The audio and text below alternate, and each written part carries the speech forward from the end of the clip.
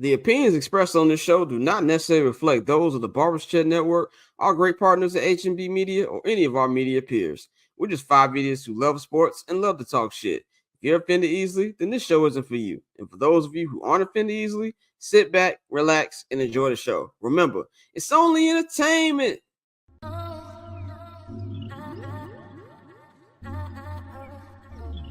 So cool. Triple double hat trick, I know the code too. Ice trade, go for trade, yeah we cold too.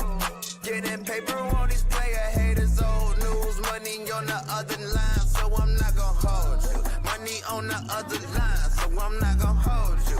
Money on the other line, so I'm not gonna hold you. Money on the other line, so I'm not gonna hold you. Money on the other line, so I'm not gonna hold. My agent just said we made 100 flat. Make it back and make it stack, this like no Steven Jack. Put my rings up in the camera like I needed that. Up in the air and at the rim is where I meet them at.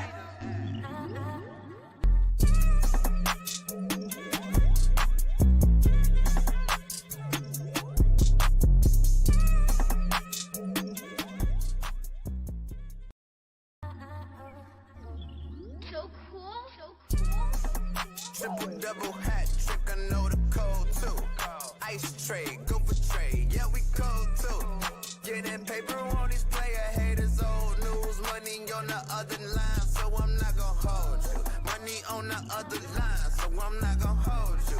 Money on the other line, so I'm not gonna hold you. Money on the other line, so I'm not.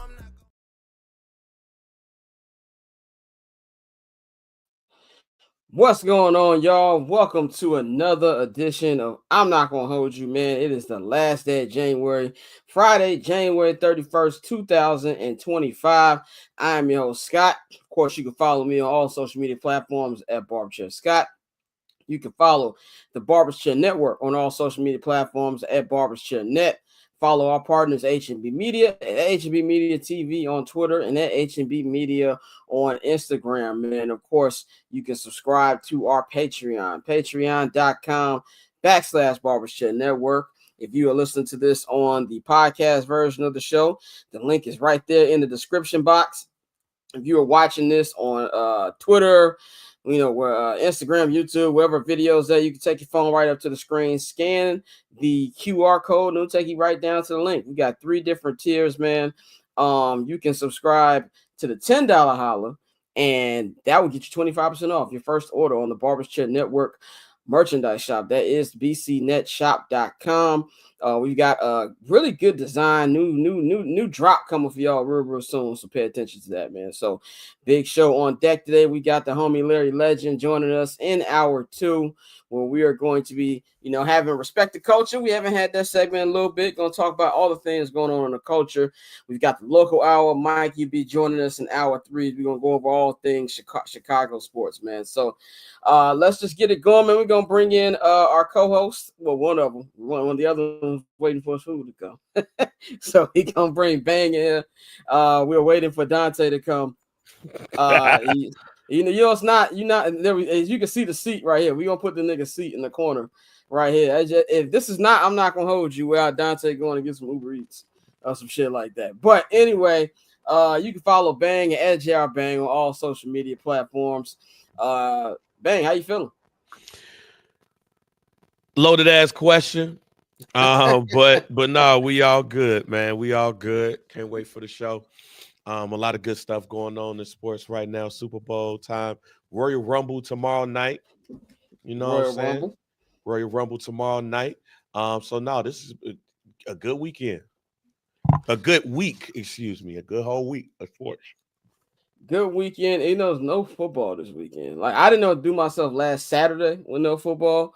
I'm really not gonna know that. And there he is. There's the hungry man himself. Dante is in the building. What's up, good people?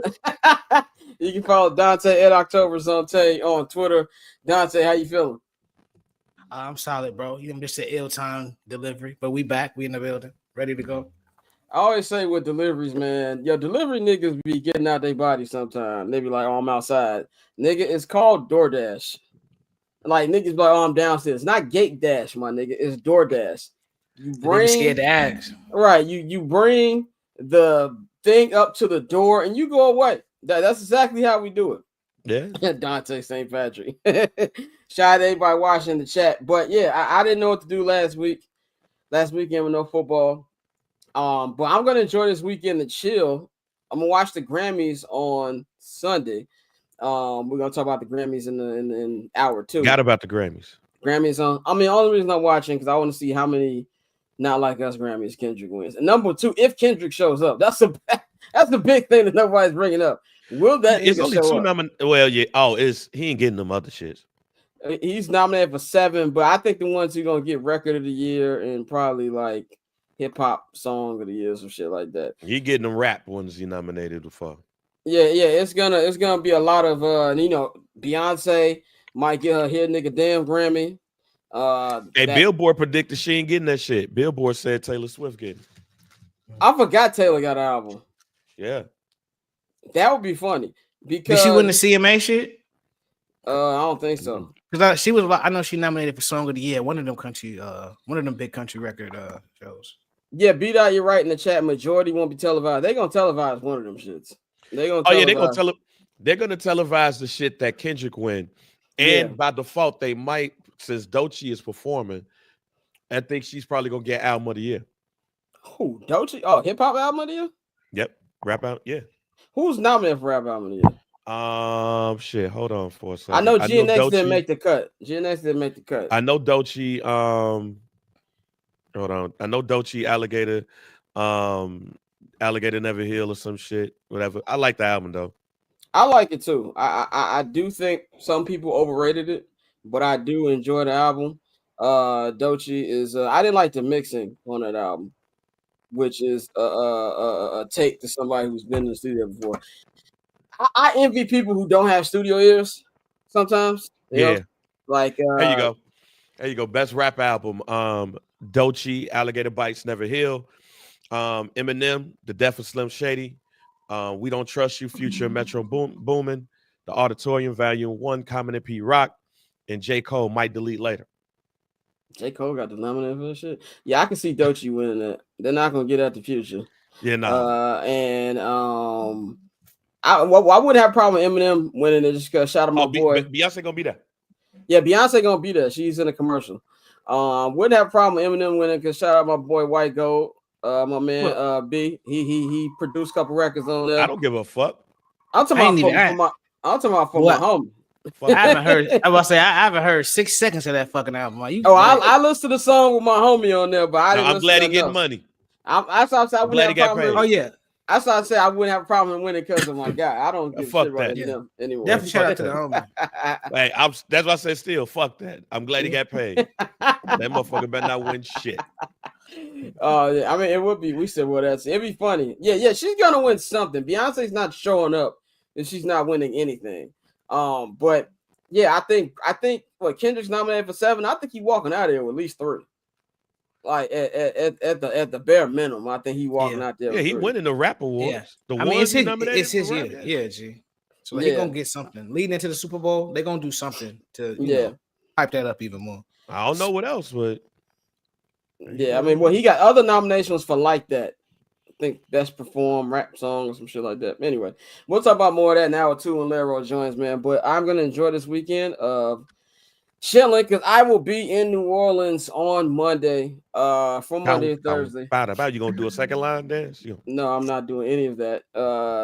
Shout out to everybody who sent me some restaurant recommendations for when I'm out there. Like I said, I ain't been out there since I was 12. Like I went out there the summer right before 9/11. Like that was a long ass time ago, 4 years before Katrina. So I'm looking forward to that. I did not know. See, last week I came here and said I wasn't gonna be at Radio Row. I'm gonna tell y'all this. I skimmed through that email, and I probably shouldn't have. I will be at Radio Row. I'm not gonna have a table at Radio Row, but I'll be walking around with a camera and a microphone and dapping up the homies who I do know with tables at Radio Row.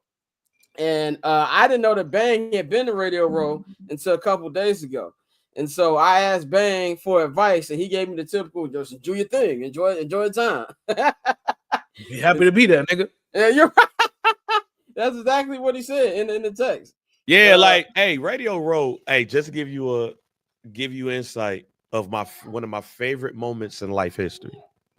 In Radio Row at the Super Bowl in Atlanta. Deion Sanders, Michael Irvin, Warren Sapp, all talking shit to each other. And I'm just sitting there right there like, damn, I ain't gonna never see no shit like this. All three of them, all in different pockets, but they all near each other. They all right next to us. They all talking shit to each other. One of my favorite moments. Seeing Jerry Rice just like pop past. Picture with Urlacher. I told Mitch, thank you for everything he did this year, even though the next year, fuck it. Who else? I interviewed Deontay Wilder. I told you the story about that. I went to ask for an interview because our sports station didn't want to do it. And they was like, yo, you got to interview Steven Espinosa. I was like, wait a minute, Showtime Steven Espinosa? Like the VP? They was like, yeah. I'll bet. And that's when he basically gave me the exclusive that Keith Thurman and Manny Pacquiao was going to be fighting and shit. No, Radio Row, when you get around Hakeem Hicks, met him and everything. Radio Row is like a sports fanatic's dream when you see all of the athletes that you've grown up watching, the new cats, everybody. Like when you see all of them like in one area, that shit's dope as hell. Yeah, I'm very excited. It's gonna be me and our super producer Nikhil will be in the building. So Scott on some washed up shit. Go to Cafe Du Monde. I don't know what that is. That sounds funny. But yeah, I will. I don't know. I'm just gonna enjoy myself. Try to get as much content as possible. Try to get as many interviews as possible. I know as soon as we touch down, we got Big Raj got a press conference, so I'll be there. Thursday I leave a little early. Thursday I leave at like 2:30. I wanted to stay longer, and I was gonna switch flights to stay longer, but it's not even the flight price that was the issue. Niggas had like 4 or 5 hour layovers. I'm not doing a 5-hour layover for a 2-hour flight. I just refuse. Like that's crazy. So after the Kendrick Lamar press conference on Thursday, I'll be back in Chicago, man. But one last thing before we wrap the pregame up. Nikhil, can you put up this tweet for me? So if you guys have watched this show or listened to Summer Sessions, you see this picture of the one and only, the legendary Janet Jackson. Just tweeted this a couple hours ago. I don't know about y'all, but this looks like she's rehearsing. I said that I felt that she was going to be the surprise guest for Kendrick Lamar at the Super Bowl. Do Poetic Justice / Anytime, Anyplace mashup. And it's been 20 years since the tit slip. They're going to make it right. They've already brought Justin back since then. It's time to bring him back. And who better to do it than Mr. Kendrick Lamar himself? This leaves me and Bang's theory still wide open. Now, shout out to the homie Shakia Taylor. She tweeted me. This might be because she's going to be doing her Vegas residency next week. That is true. But then I looked up the schedule. There is no Vegas show on February 9th. That date is very much open. So there is something here where I think this could be it. By the way, I have no source telling me this. I have nothing besides using my brain and thinking that would make sense. Everybody has a big guess that they bring the Super Bowl. That's what I think it's gonna be. I'm more excited for this performance than I am about the game, and I think we're gonna have a damn good game in the Super Bowl, man. So that's something to keep your eye on going forward. And next week on our Super Bowl preview show, I'm gonna give y'all what I think songs that Kendrick's gonna perform, man. So let's get into our first topic of the day, man. We are officially 9 days away from Super Bowl 59 live at the Caesar Superdome in New Orleans. The Kansas City Chiefs going for a three-peat, and the Philadelphia Eagles trying to win their second championship in franchise history. Man, I want to go over the top 5 storylines heading into Super Bowl week, and we're going to start with number 5. My number 5 is obviously the Eagles getting their lick back. We all remember 2 years ago in Super Bowl 57 in Arizona, the Chiefs got back on the mountain after a 3-year absence after winning against the San Francisco 49ers for their first championship. This game was very, very good. The Chiefs, not the Chiefs, but the Eagles even had a 10-point lead late in the third quarter. They made some mental mistakes, turned the ball over a couple times, and we all know that controversial pass interference, a holding call on Bradford, which pretty much gave the Chiefs the game at the end. Chiefs win off of Harrison Butker field goal, 38-35. You can argue that Jalen Hurts was the best player on the field. This Eagles team, they've got a lot of the roster still the same, some different parts. Obviously, the biggest difference is Mr. Saquon Barkley is on the team. Got Jalen Carter, who they drafted, Nolan Smith, who they drafted. There's no Jason Kelce, even though I'm pretty sure there will be enough shots of him during that game that you would think he's still on the damn team. But this is really something where we're going to see, can the Eagles do what the San Francisco 49ers were not able to do last year, and that's get their lick back. I think we're going to be talking about the Eagles a lot in this show because I really want to give love to that franchise. This is their third Super Bowl appearance in the last 8 seasons. If they win in 9 days, they'll be 2-1 of that. And just everything they built over there, from the ownership, Jeffrey Lurie, to the general manager, Howie Roseman, from the drafting, the scouting department, just everything. They have been a model franchise. And I don't think that everybody said it's going to be a boring Super Bowl, which I don't understand why people would say that. Philadelphia is, they don't play the way the Chiefs play, but it's something where I would not be surprised if they found a way to win this game. And I think it's going to be very competitive, and it's going to mirror the game 2 years ago, man. So that's my first storyline is, can the Eagles get their lick back? Dante, what do you think about the Eagles, making their way back here after a 2-year absence and them trying to get their lick back from the Chiefs? I think it's a testament to quality roster building. This is something we looked at when we saw Ian Cunningham come over to the Bears, and the fact that he helped build this roster, and they, I think another thing and this is really more so me and a lot of other people who want to see quarterbacks play a certain way. We really disrespect Jalen Hurts. Like, I know he had his spurt where he was turning the ball over a lot, but he is a good quarterback. He's more of a game manager than a guy who's going to go out there and win the game for you. But a lot of us act like he can't throw the ball, and that's simply not true, So I think with everything they have in place, I don't think they're going to get their lick back. But I think you have a situation where this team is going to be around for a very long time. And this year was just a testament to how good this roster is. Because you got to remember, for a lot of the season, the talk around Philadelphia, you would think that they were like a 500 team. I mean, they ran off like 8 or 9 straight, and people were just talking about is Jalen Hurts and Sirianni, is their relationship beyond repair, and all type of shit like that. Meanwhile, Saquon's, like we said, damn near setting the rushing record. So, I mean, this is a team that they've been good for a while. We've seen them go through quarterbacks, but still be able to compete, still compete in that division, still make the playoffs.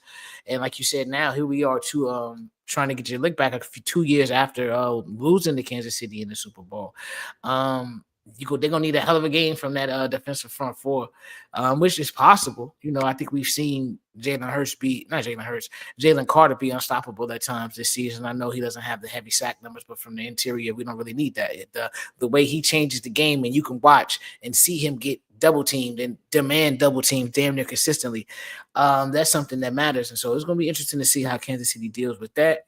But as far as the Eagles, bro, I think this is something where we really just have to tip our cap and acknowledge that this is a well put together football team across the board, and they're gonna be here for a while.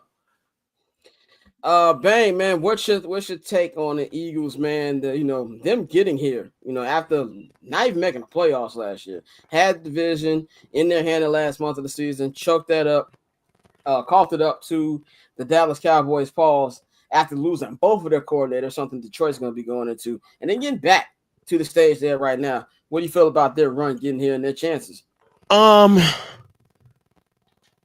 This is the Eagles is the case where when you have conversations about like sports radio or sports TV and how they jump out the body a little bit too quickly. When you look at the beginning of the season, they wanted Nick Sirianni fired. People was talking about Jalen Hurts and shit. Folks was wondering if they spent too much money on Saquon. I don't even want to say that they struggled at the beginning of the year. It's just a lot of people was looking for shit to say. But then you see the streak that they went on. You see how dominant Saquon Barkley has been bringing back the running back position.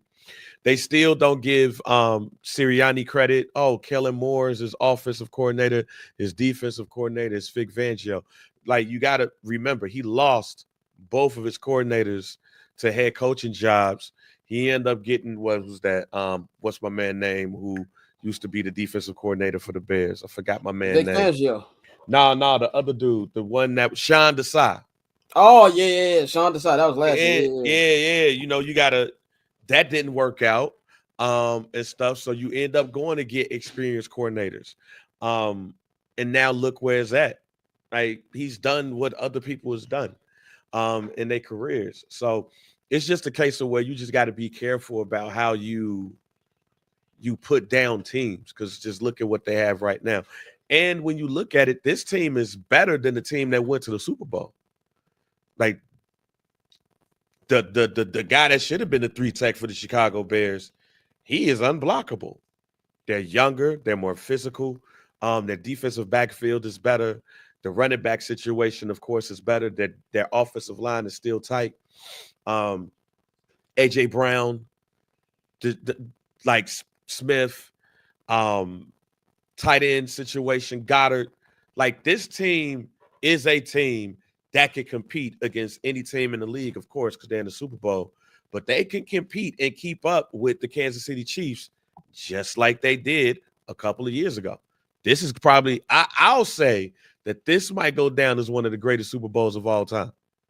Yeah, that's why I didn't understand the bitching. I haven't understand a lot of bitching from fans this year about, oh, this is a bad matchup. Like, look, man, I know we all like Jaden Daniels, but y'all didn't want to see that nigga get embarrassed in the Super Bowl. Cut the shit. Like, nobody outside of the DC area wanted to see that. Let's go to my fourth storyline of the year, and this stays with the Eagles. Mr. Saquon Barkley, fresh off 2,000-yard rushing season. He had 13 rushing touchdowns, man. Is he making the playoffs? Multiple playoff games in 1 year. Of course, we know it's won his first playoff game 2 or 3 years ago when they had that comeback against the Vikings, the game that gave Daniel Jones generational wealth. But this year got multiple wins, and now he's here in the big stage, and he is the driving force behind this Philadelphia Eagles offense. They play a real old school style of ball that works, and he's just been unstoppable. A win here to win his first Super Bowl. My storyline would be he will be completing maybe the greatest single season by a running back in history. Now, I know a lot of people want to nitpick about the 2,000 yards, or, you know, Eric Dickerson played 2 less games and blah, blah, blah, blah, blah, blah. I get all that. I know people are going to try to put asterisks on his accomplishment, but there's still a big accomplishment. Eric Dickerson did not win the Super Bowl that year when he did the run 2,000 yards. He's not going to be MVP. They probably going to give him Offensive Player of the Year. I think that if the NFL MVP voting was actually on who's the most valuable player, then it should go to Saquon Barkley, because he changed these broke niggas' life compared to where they was last year. But I think if he wins the championship this year, and it's because of him, he might not be MVP. He's got a chance to be Super Bowl MVP, which we haven't seen a running back win that in a couple years. I think that would be great, and I think that would put him in the pantheon of players who had dominant years but could take him over to number one to be the best season we've seen top to bottom by a running back. Dante, do you think I'm off with that take?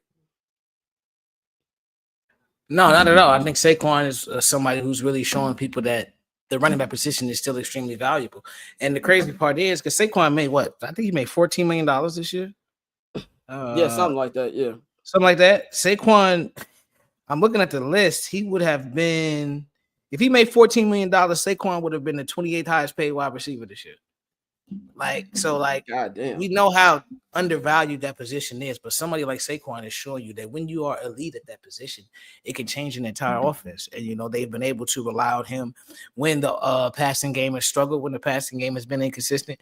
Just get the ball to Saquon, and he's been going crazy. And so, you know, I think it's something where it's hard for me to give somebody the greatest season ever when you don't break certain records, certain plateaus you just got to hit for the sake of it being the greatest season ever. But given his playoff run, and if he's able to lock up Super Bowl MVP, then yeah, I could see how this is easily one of the greatest seasons we've ever seen from a running back. But I think more than anything is just showing people that, we've allowed, this term, the market, to really shape how we pay people as opposed to their production in the offense. When Saquon was 70% of the Giants offense, they gave Daniel Jones $40 million and didn't pay Saquon. And, just shit like that. It makes no sense. But it's a hell of a year. And I would hope that, it starts to show people that, certain running backs, those elite running backs, should be paid accordingly. I think a guy like Bijan Robinson is probably loving what he's seeing from Saquon because he's been a monster his first couple of years. And I think he's going to be one of those guys that gets a couple checks that most running backs don't get. So I think it's definitely going to go down as one of the best seasons ever from a running back. Bang. Will Joe Schoen be throwing up when he sees him possibly holding up the Lombardi season? What do you think it will rank all time if he Boy, gets my wife will laugh at me when I say this. Joe Schoen is going to be like me when I took some zinc on an empty stomach. I was shitting and throwing up at the same goddamn time, and she was laughing at me as I was doing it. Yeah, that's Joe Schoen right now. Like that's been him all season long. Like, God damn. It's one thing to let go of Saquon Barkley. It's another thing to do it in front of the world. Like, you will never be able to live that down. Your kids are looked at as a better GM than you are right now. As far as greatest running back season of all time, yes. I'm trying to think, and maybe Scott, Tay, y'all are when Terrell Davis won, when they won that Super Bowl, was that the year he rushed for 2,000 yards? I don't. Are you talking about the 98, the first one? Yeah, I think that was the first one or the second one he won. I'm gonna check right 2,000 now. yards. I'm gonna check. You just keep talking. I'm gonna Google this. But that's the one that jumps off the top of my head when you say greatest running back season. It was 98. It was 98 season. Yeah, it was 2000. Yep. That's the one that rolls off my head when I think of greatest Super Bowl seasons, running back seasons of all time. You rush for 2,000 yards, you win the Super Bowl. I think he won MVP that game. He would have to eclipse that, and he has the potential of doing it if they win the Super Bowl and if he wins that. And then when you look at the running back position in general, when it comes to sports, for Washington Commanders fans, y'all might remember Timmy Smith. Timmy Smith was the Super Bowl MVP when the Redskins won the Super Bowl in one of them joints in the 80s. He rushed for over like 200 yards. It was basically the best rushing performance at the time, the best rushing performance by a running back in NFL history. And we ain't hear from him again. I want to see something like that from Saquon. I want to see Saquon put this Super Bowl on his back. That's what would make that the greatest running back season of all time. Make up for that 100 yards that they didn't allow you to get that record, and break one of those records at the Super Bowl. And I think that TD won the Super Bowl MVP that year too. Yep. Oh, yeah. I got a funny story about TD, but that's a summer session story, so we're gonna keep that on there. Let's go to my next storyline in Super Bowl 59, and that is the officials. There's one thing that you've been talking about when it comes to the Kansas City Chiefs all year is the referees. And I've been on record saying that I think officials across sports have been bad. And it's just the last year I've seen some terrible calls across all sports. But the NFL officiating has been really, really bad this year, to the point where a lot of people are thinking that this is rigged and that the NFL just wants the Chiefs in the Super Bowl because they can have a chance to repeat and have Taylor Swift there. And I get the sentiment. I'm probably one of the few people who don't think that Josh Allen got a first down last week. But I think the NFL is not a league like the NBA where they need a big market team or a big market storyline in the Super Bowl. The Super Bowl and the NFL sell themselves. You can't convince me that less people are going to watch if this was Buffalo Bills versus the Philadelphia Eagles. That's a big storyline right there, with the Bills losing 4 in a row in the 90s with the Super Bowl, with Josh Allen getting them back to the promised land. Josh Allen finally beating Patrick Mahomes. That's a big storyline. I don't believe there's some meeting that they have to say we need to get the Chiefs into the Super Bowl. I just don't buy that. But this storyline is going to be something that's going to continue to be talked about, especially if there's a big play in the Super Bowl that swings towards the Chiefs' favor. It is not a good thing for the NFL PR-wise that game, the AFC Championship game, was almost a week ago, and people were still talking about that first down play, that fourth down play that a lot of people thought should have been called a first down. So I'm really interested to see how the refs are going to call this one. Are they going to let them play? Is this going to be a more tightly contested game? And is there going to be a play at the end? Because as much as I will give the Chiefs respect, and as much as I say I don't think that it's rigged, I do believe there are some calls they get over their run that have had perfect timing. You know, if you look at the Super Bowl a couple of years ago, where you have that call on Bradbury, and Bradbury, all of a sudden you just bring Harrison Butker out and they kick the field goal. I didn't like that play 3 years ago. 2 years ago, that let them get to that game when they should have lost Cincinnati again, but they called the unnecessary roughness call out of bounds when Patrick Mahomes got pushed out of bounds in the AFC Championship game. I just didn't believe you should have called that at that point. So I really want to see how they're going to handle this, especially with all the people having eyes on this. Dante, what do you think about the refs, all the heat on the Kansas City Chiefs, and do you think this is going to be a big factor heading into the game? It's not going to be a big factor. It's going to be one of those things where people are going to, look at this with a microscope, and there's going to be one play that really has no effect on the game that they say, see, you see how this happens, see how it keep happening. This is something that happens all the time with teams that we don't like. We always find a way to say, that the refs are helping them, the league needs them to win. The reality is, the NFL is like Vegas. The house always wins. There is no losing for the NFL. So the idea that they needed to help Kansas City get back and try to get this three-peat, I think that's silly. And it's just more of an issue that we have now that fans are able to, express their feelings together in this group think, and we have social media, and we've cultivated these fan groups the way we have, and fan is short for fanatic at the end of the day. So you have a lot of folks who are really just sitting there hell bent on finding some type of conspiracy. You got the folks who think that all sports are rigged and that Vegas is in on it and the leagues are in on it. And I'm here to tell you firsthand, if you really think, no disrespect to athletes, if you really think that these niggas would be able to hold a conspiracy down of that magnitude, you're insane. But it's something that I'm just not going to be concerned with at all. But I think overall, the game with these two teams, the game will be good enough to where it won't really be a factor. Bang, what you think about these refs, storyline around the refs, and do you think it's going to be a big thing? Man, it's always, being honest, there's always a storyline around refs, no matter what. It's just magnified, as we get older. But shit, people been taught, look, and back in my day, Ed Hockley swole ass was going to goddamn Super Bowls and shit, and people been wanting this shit. I don't think it's going to be a factor in the game. I think this game is going to be won and lost by the trenches more than anything. Now, I will say this: could there be a situation where it's late in the game and a call could shape the game? A call could put somebody in field goal position or something like that. Yeah, that's a possibility, but that's a possibility like that in every other game that you'll get. So I'm not necessarily worried about the refs here. I'm just waiting to see a great game. Definitely, man. Let's go on to my second storyline heading into the week, and we about to get into some of these GOAT conversations, man.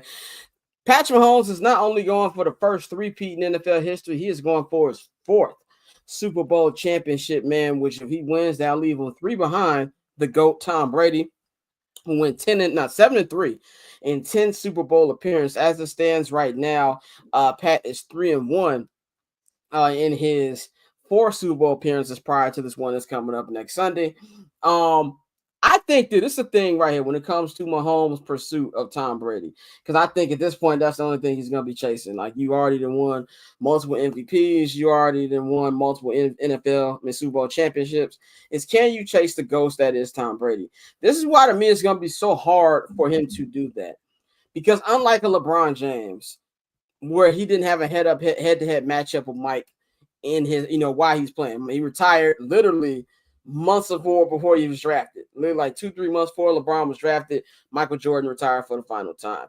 these two have gone at it before, for a couple years before Brady ultimately retired 2 years ago. And they've met in very big, important games. In Pat's first AFC Championship game in the 2018 season, the Patriots beat the Chiefs. It was a controversial call that happened in that game too, but that one was for New England. For those of you who think that the Patriots the Chiefs were the only one getting calls. And then, of course, we know the Super Bowl, the COVID year, 2021, which is the only sport that actually had people in the crowd despite COVID. That stadium was at least half full out there in Tampa, Florida for that Super Bowl a couple of years ago. And they beat the brakes off the Kansas City Chiefs. So he has 2 losses against Tom Brady. And that's going to be something I feel kind of conflicts this debate. I'm not saying there's not a world that he can't surpass him. I just think he's going to have to do a lot more. I don't think he has to win 8 rings, but I think a 3-peat will help him.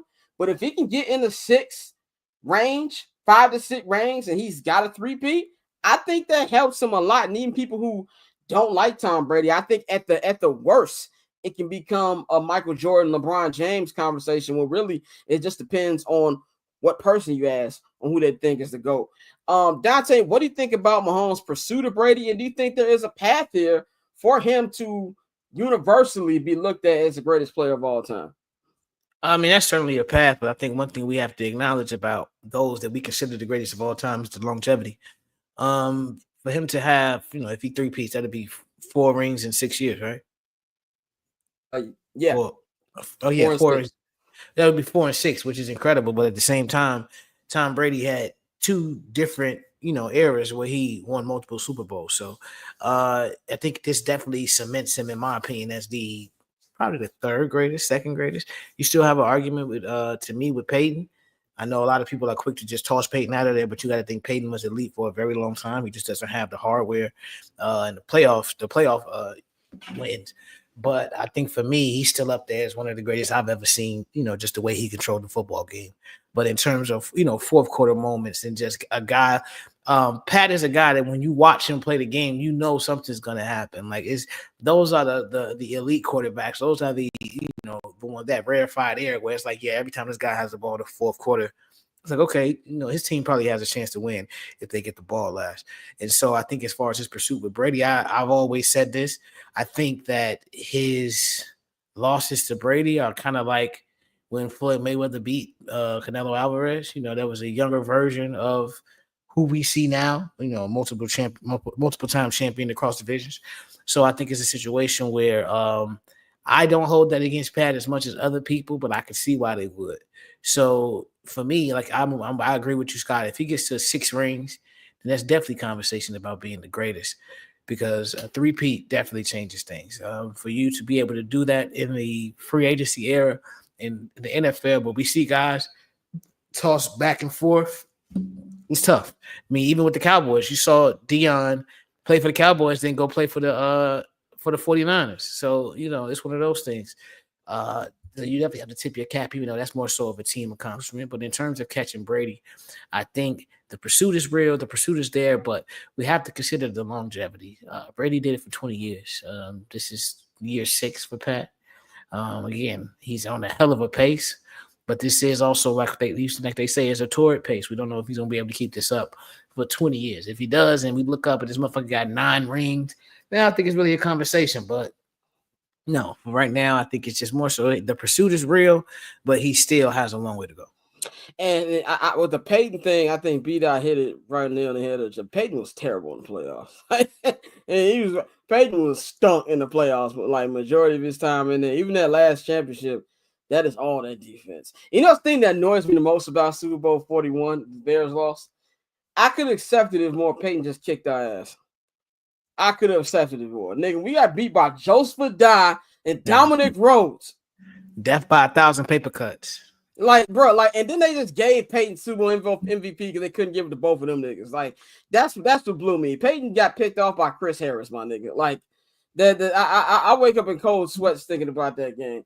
Bang, we know you've always said you like to wait till the whole career plays out before you start anointing niggas and things like that.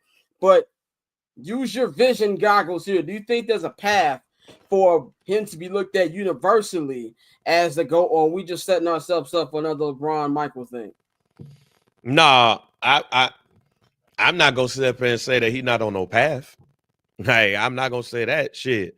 He on the right path of being that, because this is unprecedented in NFL, just like what Tom Brady did was unprecedented. I don't know if he could keep this up. And what I mean, not necessarily like him and his talent, but football is a team sport at the end of the day. The biggest question I have around the team of the Kansas City Chiefs is if they could keep this up year after year after year after year. As I said early in the week, the Kansas City Chiefs have played a lot of damn football in the last 5 years. A whole lot. People going to start wanting to get their money. You're going to have to cycle people in. You're going to have to draft well. How long is Andy Reid going to be around? It's a lot of questions. And what could happen is what Dan Marino wished could have happened. And what that is you start off fast, and then if you just fall off at the end, shit, at least I got this. Dan Marino went to one Super Bowl his second year, and he ain't see the Super Bowl since. There could be a possibility real possibility, let's be real. It could be a real possibility that this could be the last time we see the Kansas City Chiefs in the Super Bowl, because you never know what could happen in football. Niggas get injured, niggas get traded, niggas get cut, niggas find money in free agency. The NFL is a year after year thing. So is he on that path? Yeah. Could it be he blew his load in the beginning of it? It's a good way to blow your load, shit, when you win this many Super Bowl. No, this ain't no pause, shit. Hey, how many Super Bowls he might have? 3 in a row, shit. Shoot the club up. Blow his load was crazy, but I ain't say blow his load on somebody.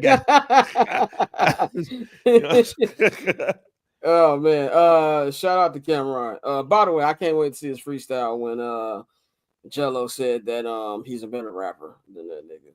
And I thought about this. I know that we kind of off schedule. Jello's 15 minutes almost up. I don't hear that song on nobody's socials no more. Yeah, I don't hear it no more. He might be on minute 12 right now, but we won't hear that. We won't hear that shit after the All-Star game.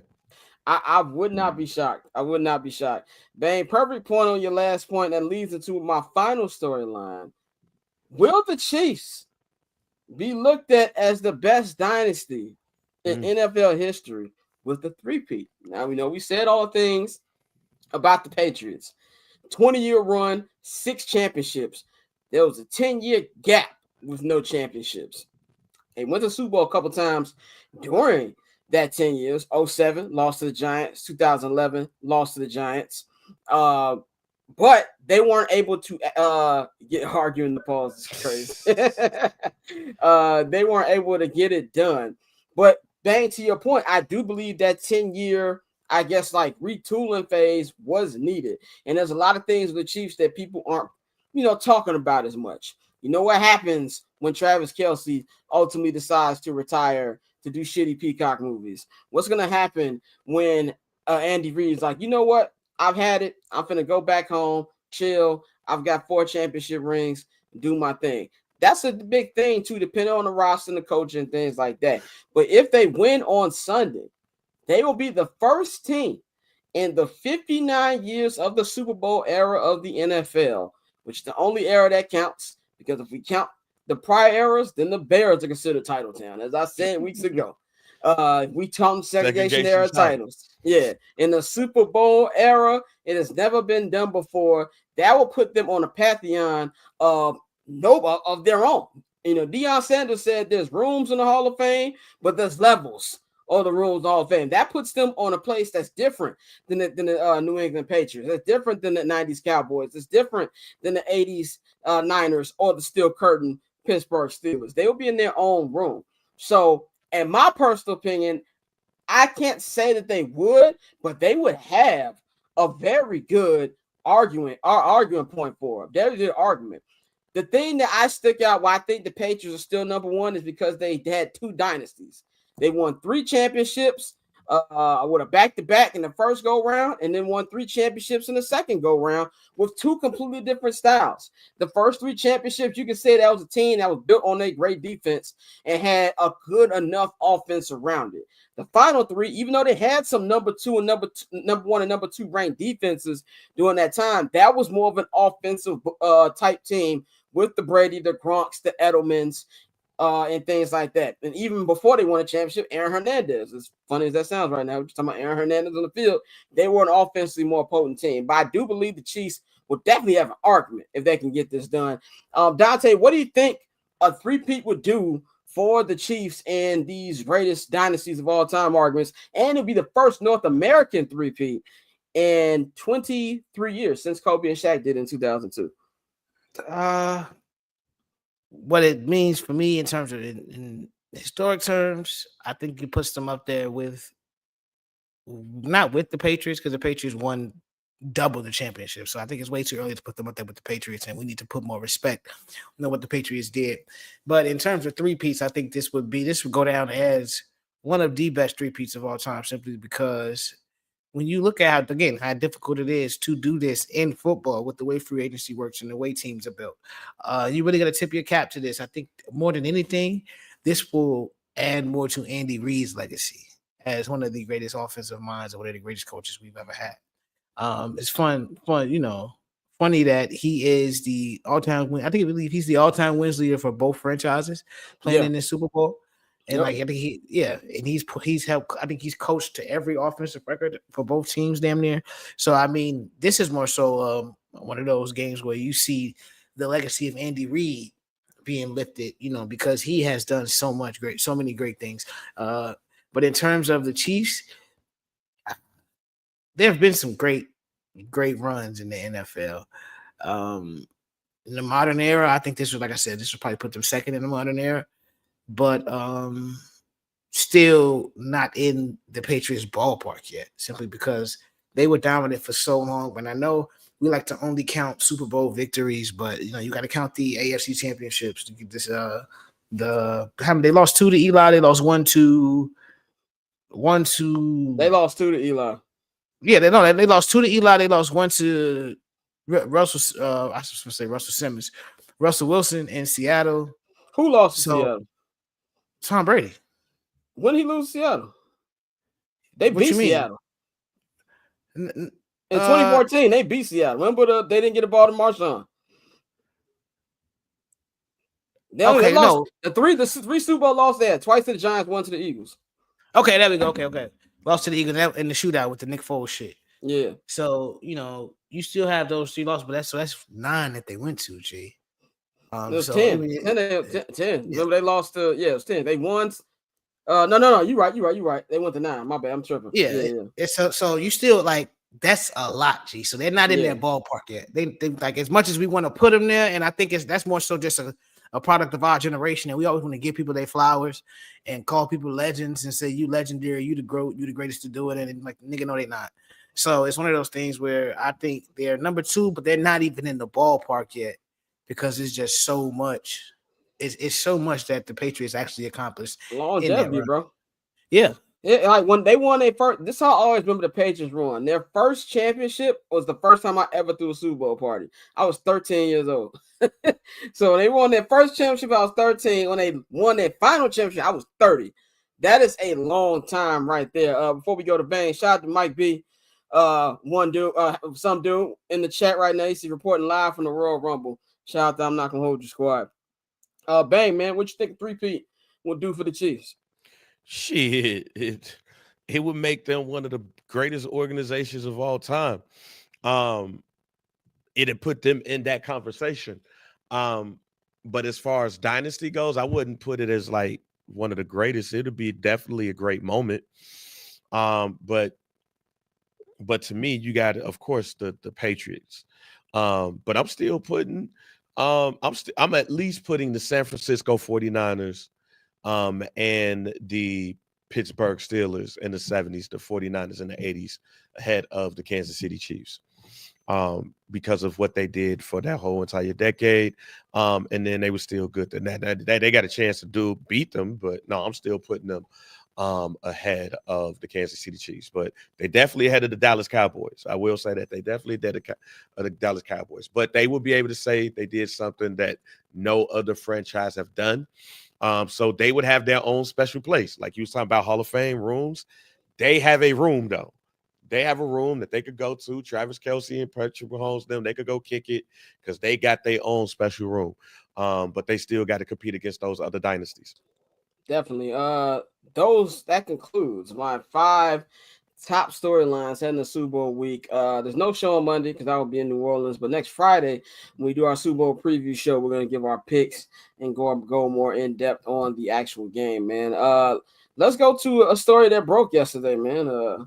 Nasty story that broke, as you can see on the screen here. Yes, that is Baltimore Ravens kicker Justin Tucker, who's been accused of sexual harassment, inappropriate behavior when it comes to different massage parlors, something just like Freaky Sean. This stuff sounds like it's been going on for the last couple of years. A lot of old tweets have been discovered from 2-3 years ago by people tweeting about the situation. Just something I feel has been under the radar for the longest time. Justin Tucker put out a statement yesterday. We can throw right up here that what happened and what he said. I'm just going to read some of this right here. It said the allegations in the Baltimore Banner article about me are unequivocally false. Throughout my career as a professional athlete, I've always sought to conduct myself with the utmost professionalism.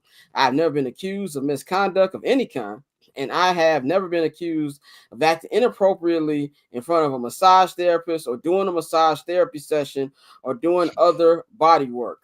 I have never received any complaints from massage therapists, never been dismissed from massage therapy or bodywork session, and I've never been told I am not welcome any spot, any place of business. There's a whole bunch of other stuff on there as well. Damien said in the chat, someone called him Justin Tucker. That is hilarious.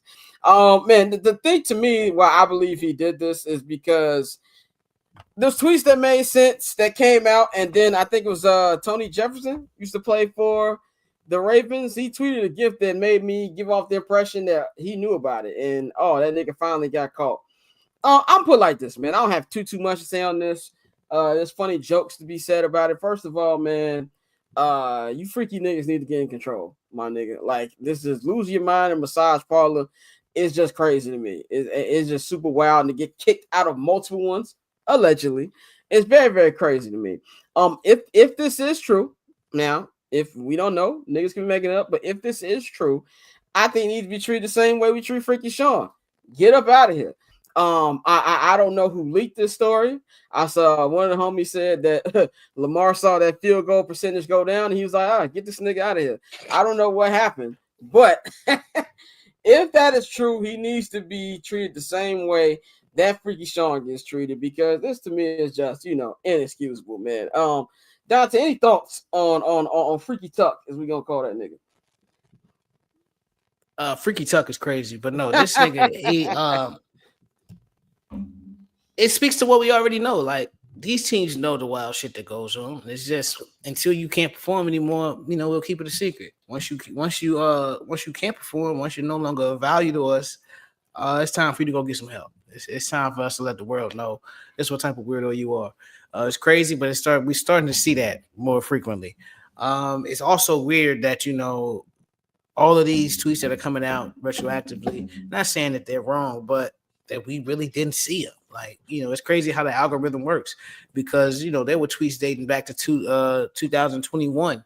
People were saying Justin Tucker's banned from every damn near every parlor in Baltimore. People saying, I think it was one game he missed a field goal, and it was like he must not have been able to force a happy ending on somebody this week. Like, just different shit that people were saying, and it's like, damn, this is I hadn't seen any of this. Like, this was crazy to me. So, nah, bro, I think it's probably gonna be a wrap for bro. Especially usually when it starts to happen, more things start to come out, and people really realize just how much of a weirdo you are. So, if it's true, then I got no sympathy for him. It is what it is.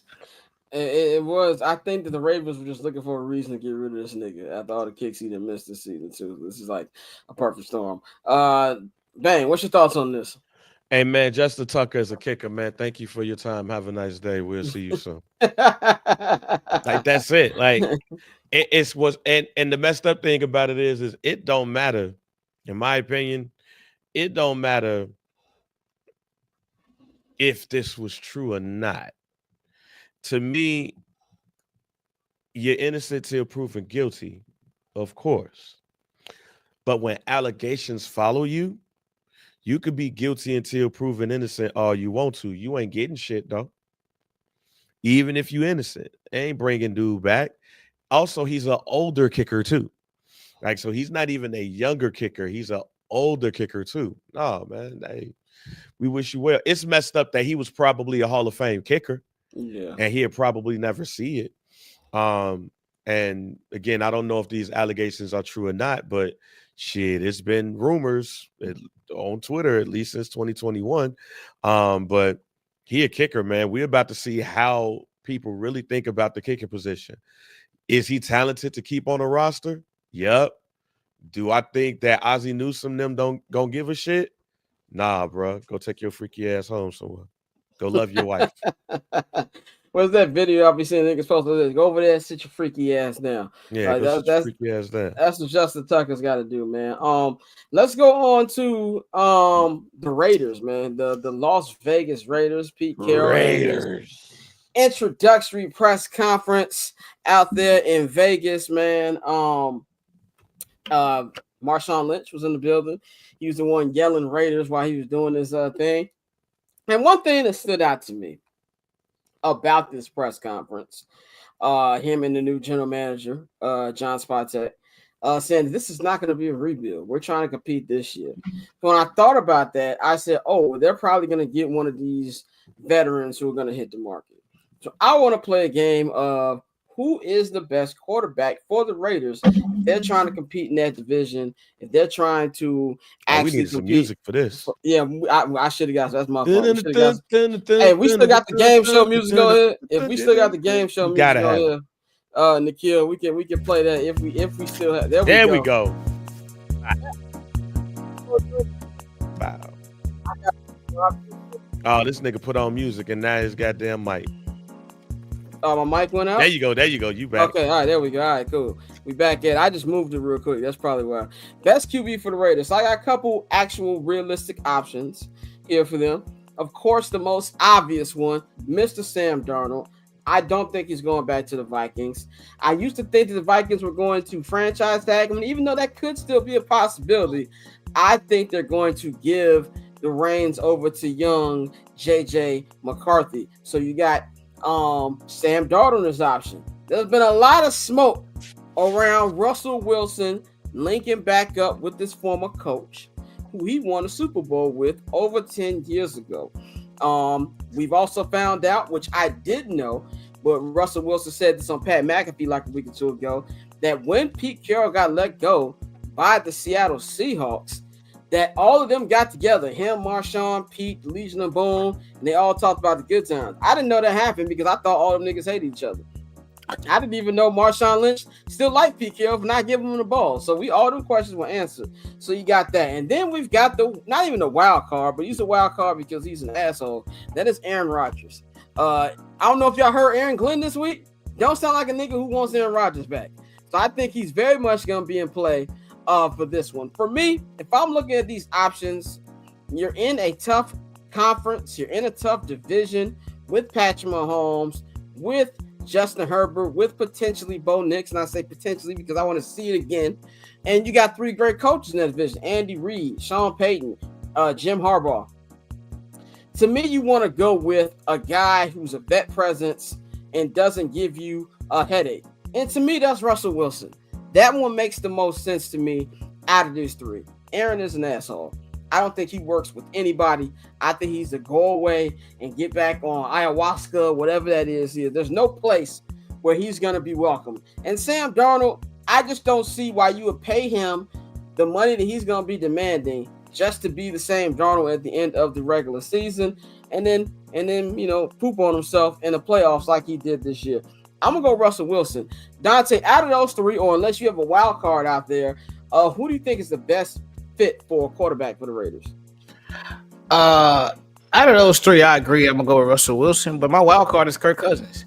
We don't know what Atlanta's gonna do with him. I gotta look at the cap hit, but I know a lot of his money is wrapped up in those first 2 years, and he got a bulk of it last year. So if he's really not content with being a backup, or feels like there's not a window where he actually, gets to go back in there in Atlanta, he may ask to go somewhere. So Kurt is my wild card, but right now I think Russell Wilson is the best fit for Pete Carroll and the Oakland Raiders.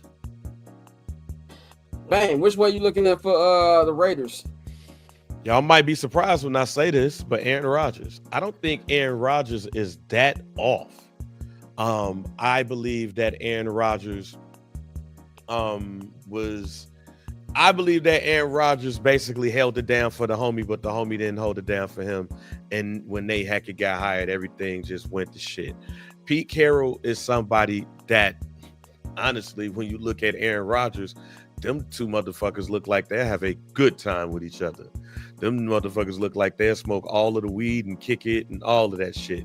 I think Russell Wilson is better off on another team, maybe the Giants. I'm also looking at Sam Darnold. I could see him with the Raiders, but nah, I don't think that's gonna happen. And a wild card is actually Mac Jones to me. I think Mac Jones held himself well while Trickoff Trev was out, and somebody's gonna take a chance on that white boy. Somebody's gonna be like, remember, we even though he hit the Mitchell Trubisky Pro Bowl, he still is a Pro Bowler. He still is a talent. He's a top 5 drafted quarterback. Somebody's gonna take a chance on him, so he's a wild card. But I pick Aaron Rodgers will finally get to play football in California again with the Raiders. That's low-key fine. They play in Vegas. What I mean. The answer, West Coast, goddammit. Yeah. No, I know Nikhil asked, is Justin play at all? The reason I say no, because it sounds like he's gonna sign a long-term deal with Pittsburgh. That's how it sounds like from what the general manager of the Steelers said. They said they're gonna choose between either Russ or Justin. Obviously, you're gonna go with the young one. So it sounds like Justin's gonna be there long-term in Pittsburgh. Is that a good decision? I mean, at this point, what's your decision? Like this is a problem with Mike Tomlin led teams. They're never bad enough to be in the top 5 where you can get a good quarterback, and they're not bad enough to miss the playoffs. They're not, they're right there in the middle. That's the issue with this team. So I mean, for Justin, I think no matter where Justin goes, it's not going to be a here. This is your starter. You're the starter. That's why I think Pittsburgh will be the best, because it sounds like that's the only place where they're automatically going to give them the starting position. Why keep fucking up with the Raiders in California? They just go back. Yeah. Them niggas are in Vegas. My bad, y'all. They should have brought the Raiders to Los Angeles. They should have been Los Angeles, bro. Still one of the greatest games I've ever been to. Just funnest fan experience. I went to the Raiders played the Chargers in Carson in that little soccer stadium. Stanky ass Carson. Boy, when I tell you, after the game, we was in the parking lot for like 4 hours, just a whole bunch of Mexicans. And they had barbecues. Nigga, yes. Bro, it was cracking. Like, bro, we were just kicking it. The whole Raider Nation, bro, was in the parking lot. Carson the hood, nigga. Like Carson has a legit odor. Like, and that stadium is they had them playing in a small soccer stadium, nigga. Like, yeah. I feel like that should have been a team that should be in SoFi right now. It should be the Raiders. Like, I remember when they announced the Rams and the Chargers were coming. First, everybody was like, all right, we'd rather have the Raiders, but at least the Rams have been here before. You know what I'm saying? Like, and how funny would be B.I. you put in there, Raj? How funny would it be if you're Devontae Adams? How hilarious would it be that you came back to play with your boy and he go to the city use that next last shit? Yeah, I believe that's possible. And what, he goes back? Well, he's not a free agent. They have to trade him back. No, I think he is. They have to trade him back. I think he's gonna be I think he's gonna be a March 1st cut. Oh, you think they're cutting Devontae Adams? Oh yeah. Okay. No. He is a free agent. They redid his contract when they traded him. They redid his contract so he could be a free agent at the end of the year. That's interesting. I forgot about that. Yeah. They redid his contract. I hope he didn't sell his house if that's the case. Last topic here in this first hour, and we're gonna bring Larry Legend in hour 2. The Pro Bowl. Let's think about the Pro Bowl, man. Like, I didn't know that shit was going on yesterday. They have changed it from the Pro Bowl to the Pro Bowl games. Where like they go through a whole bunch of skills challenges and stuff like that. Then they play a flag football game on Sunday, I think it is. They're in Florida right now. Look, man, I think all All-Star games across the board have lost their luster. We're going to talk about the NBA All-Star game in hour 2 about how piss poor has been the last year and how this one don't look like it's going to be much better. But I honestly think the Pro Bowl should be abolished. When it's to the point where you are adding Drake May to the AFC roster because there's so many niggas who didn't want to show up, what are we doing? It's the Mitchell Trubisky Award. Like when niggas gave Mitch the, like, I hate when people say, oh, he was a Pro Bowl. My brother likes to bring it up in debate. Oh, Mitchell's a Pro Bowl. Yeah, nigga, that's like, if you're the 6th option, it doesn't count. I think they just need to get rid of it. People don't want to play. It's end of the season. Like, I think even at the least, have it in the city that you're gonna have a Super Bowl in. Like, to me, that makes more sense. So at least there'll be more players in the city and give them a better chance. So you know what? I'll compete while I'm here at least. But I think they need to get rid of this, man. I see no point of the Pro Bowl. I see no point of a lot of All-Star games in general. But the Pro Bowl, even when it was at its peak, probably like in the late 90s, early 2000s, it still wasn't something that I watched. I'm just need to get rid of it. Dante, what you think about the Pro Bowl, man? Do you think this is something that needs to go? Yeah, no, it's a waste of time. It's really a waste of time, even more so than the NBA. And that's saying a lot. But I mean, I think the Pro Bowl, this problem has been here for a while since people got hurt in the rock and jock and they took that away. Like, we always had a clip of Sean Taylor running through the kicker. But other than that, guys, football is a very violent sport. And so with everybody's attention to safety now, a lot of people don't want to take that extra risk. There's no reason to go out there and get knocked around, for an extra game when you don't have to. So I think at this point, it's one of those things where you could, honor, you got all pro, so you really don't need the Pro Bowl. Like if it's a situation where players aren't taking it serious, much like my feelings toward the NBA, just get rid of it. Yeah, that's a good point too, because nobody, when people look at their careers at the end of their career, well, he had 11-time Pro Bowler. Niggas is looking at them all pros, man. Bang, close us out on this Pro Bowl topic. I've never been a fan of the Pro Bowl. Never in my life. I think what I'm a fan of is the quarterback club. What I'm a fan of is the NFL's fastest man, when they do the weightlifting joint. Like, I'm a fan of the games. I'm not a fan of the Pro Bowl. And yeah, I'm one of those dudes, man. Bring back the NFL quarterback club. That was one of my favorite things in the offseason. The NFL quarterback club. I want to bring Rock and Jock back, man. Rock and Jock was something fire.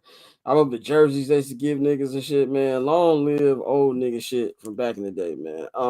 We're going to take a quick 1-minute break, and then on the other side, we're going to have the homie Larry Legend joining us for Respect the Culture, man. We'll be right back.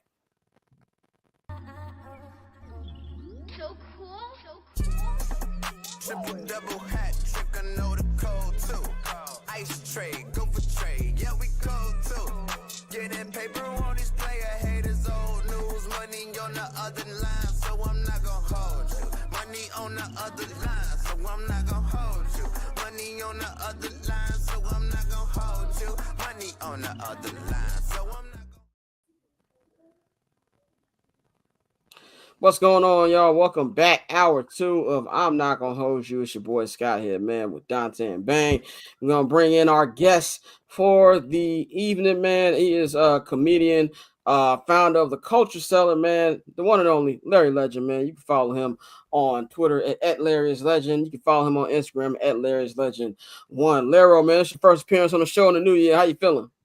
I'm good, man. I can't complain. Got some new stuff going on in my life, so everything's good. I can't complain.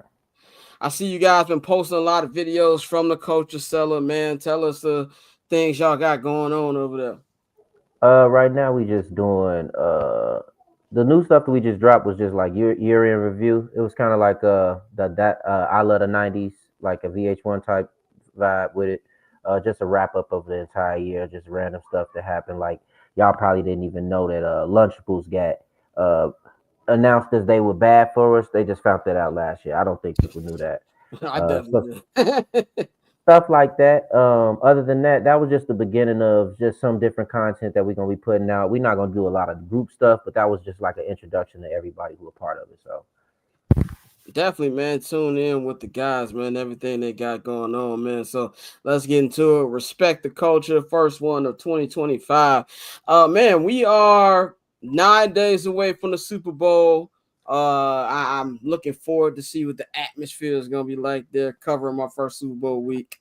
I'm actually glad I'm not doing the game because I know this is gonna sound hilarious, but I'd much rather watch the Super Bowl in front of a TV. Like, being inside of a press box is not where I want to be for the biggest game of the year, especially with every media outlet on planet Earth. I know niggas is finna be elbow to elbow up in that joint. A lot of niggas be up in there musty. I want to see Kendrick's performance on a TV, but I'm interested to see what that's going to be like. But these next 9 days are going to all be about Kendrick. He's got the Grammys on Sunday. He's nominated for 7 Grammy Awards. Best music video, Not Like Us, is nominated. Best rap song, Like That, him, Future. Best rap performance, Like That, him and Future. Record of the year for Not Like Us. Best rap song, Not Like Us. Best rap performance, Not Like Us. And song of the year, Not Like Us. Larro, tell us, what do you think about, the history that Kendrick is on the verge of? He already is a 17-time Grammy winner. He has 57 nominations. He is looking to be the first rapper to win a Grammy for a diss song. What's your feelings about this next 9 days of Kendrick start this year? I'm just hoping the man put out an album. That's my main thing. After all of this, we've already discussed a lot of the stuff that went on as it was going on, and it's just the best victory lap you've ever seen from somebody who deserves it. Somebody we both fans of. So I'm really just happy to see him have this moment. I can't wait for the Super Bowl performance because I know, like, they making it so dramatic with this. He can't perform this song. He better not perform. And now they sent the thing. I saw today they sent out a letter about what they want to tolerate this year because somebody grabbed their crotch before, and Rihanna did something else recently. So they was just like, don't do nothing too crazy. I'm like, I mean, he might get up there and hit a puppet, but if he do that, I don't know if that's crazy or not. But hey, I think, like I said, after all of this, I just want an album. That's my main thing. Like we had the what is it, GNX, which is still playing right now and is still doing real good on the charts. Whatever. I hate saying that. I'm so sorry for saying that. That just made me feel so nasty saying doing good on the charts. But I just feel like that means other people listening to it. But other than that, I want him to do the album we was waiting on. That's my main thing right now with the Kendrick shit. I'm gonna say, Scott, I know you got sources too. The album is coming. The album is real. It's definitely it's gonna be here sooner than you think. But nah, bro, I think this is something that's the perfect cap on everything he did last year and the way it's all rolling together, going from Grammys to the Super Bowl. I think it's something that the hip hop needed because we've, as people who really grew up, and I feel like as older millennials, we really grew up with the best of a lot of shit. And so seeing the way the culture is treated now and the way he really brought it back this year, I think it was something that was really dope. And I'm excited for it. I think the performance, we've been talking about this all week, Scott. One thing about the press box, half of them not gonna be in the press box. G, there's gonna be so many media there. They take pretty much a section of the stadium and make an auxiliary box. So like half of them people, they're not even gonna be in there. But it's definitely the major event. Like, I had a pleasure of working the Super Bowl when it was here in Atlanta, and that was probably one of the worst halftime shows I've ever seen in my life. But that's what made them get Jay-Z. That's what I read. Yeah, the article this week. Yeah, it was Maroon 5 and Maroon 5 and Big Boy. So it was like, no, what are we doing here? But no, I think this is another notch in Ho's belt. You got to give him his credit because since he's taken over the Super Bowl halftime shows, the production has been A1, and he usually has all black production teams, black women doing the shows, just different shit like that. So I'm sure with it being in New Orleans, they're gonna definitely tip their cap to the culture in New Orleans, and we're gonna see a lot of dope shit. So I'm excited. Yeah, I haven't talked to any of my sources yet. I might send a text this weekend, but last time I was talked to them, I was told that GNX was like just an appetizer. Now I don't know if it's a full album where they're gonna do what they did with SZA and like add to it as a deluxe. But I heard there is new music coming as well, man. But as far as the Grammys, I think he's walking out there with at least 3 at the bare minimum. I think he's either, and it's gonna be. And it's to the point now where it's like, man, you said this on some of the sessions. Drake just should have shut the fuck up. Like, I think if he'd have shut up, we would damn near would have forgot about it right now. Like, at this point, we'd be like, look, all right, what's coming from Drake? Now I gotta go on Instagram and I see this nigga doing karaoke in big pants in Melbourne. And what's going on, bro? Like that's the issue that we got. And not like us entered the top 30 again. I think it was 28th on the Billboard charts this week. It's gonna be in the top 10 by the end of next Sunday night. I guarantee that. And even with the note you to my Larro about things they're not gonna accept. I think Mark Lamont Hill said it on Joe Budden where he was NFL executive told him Kendrick could do what the hell he want. We told Snoop not to crip walk. He did it anyway, and nobody died. And just when people said he wasn't gonna perform not like us, that was always funny to me because how you think he got the show? Like, let's be real, I'm a Kendrick stan, but like he got it because of not like us. Like, we ain't gotta lie. And then I saw it in 2 commercials last week. And they played the beat during the NFC Championship game, and then they did the line dance version, the second dance version. Second line, yeah, my bad. Second line version of Not Like Us. So he's gonna play the song. I don't know if he does a verse.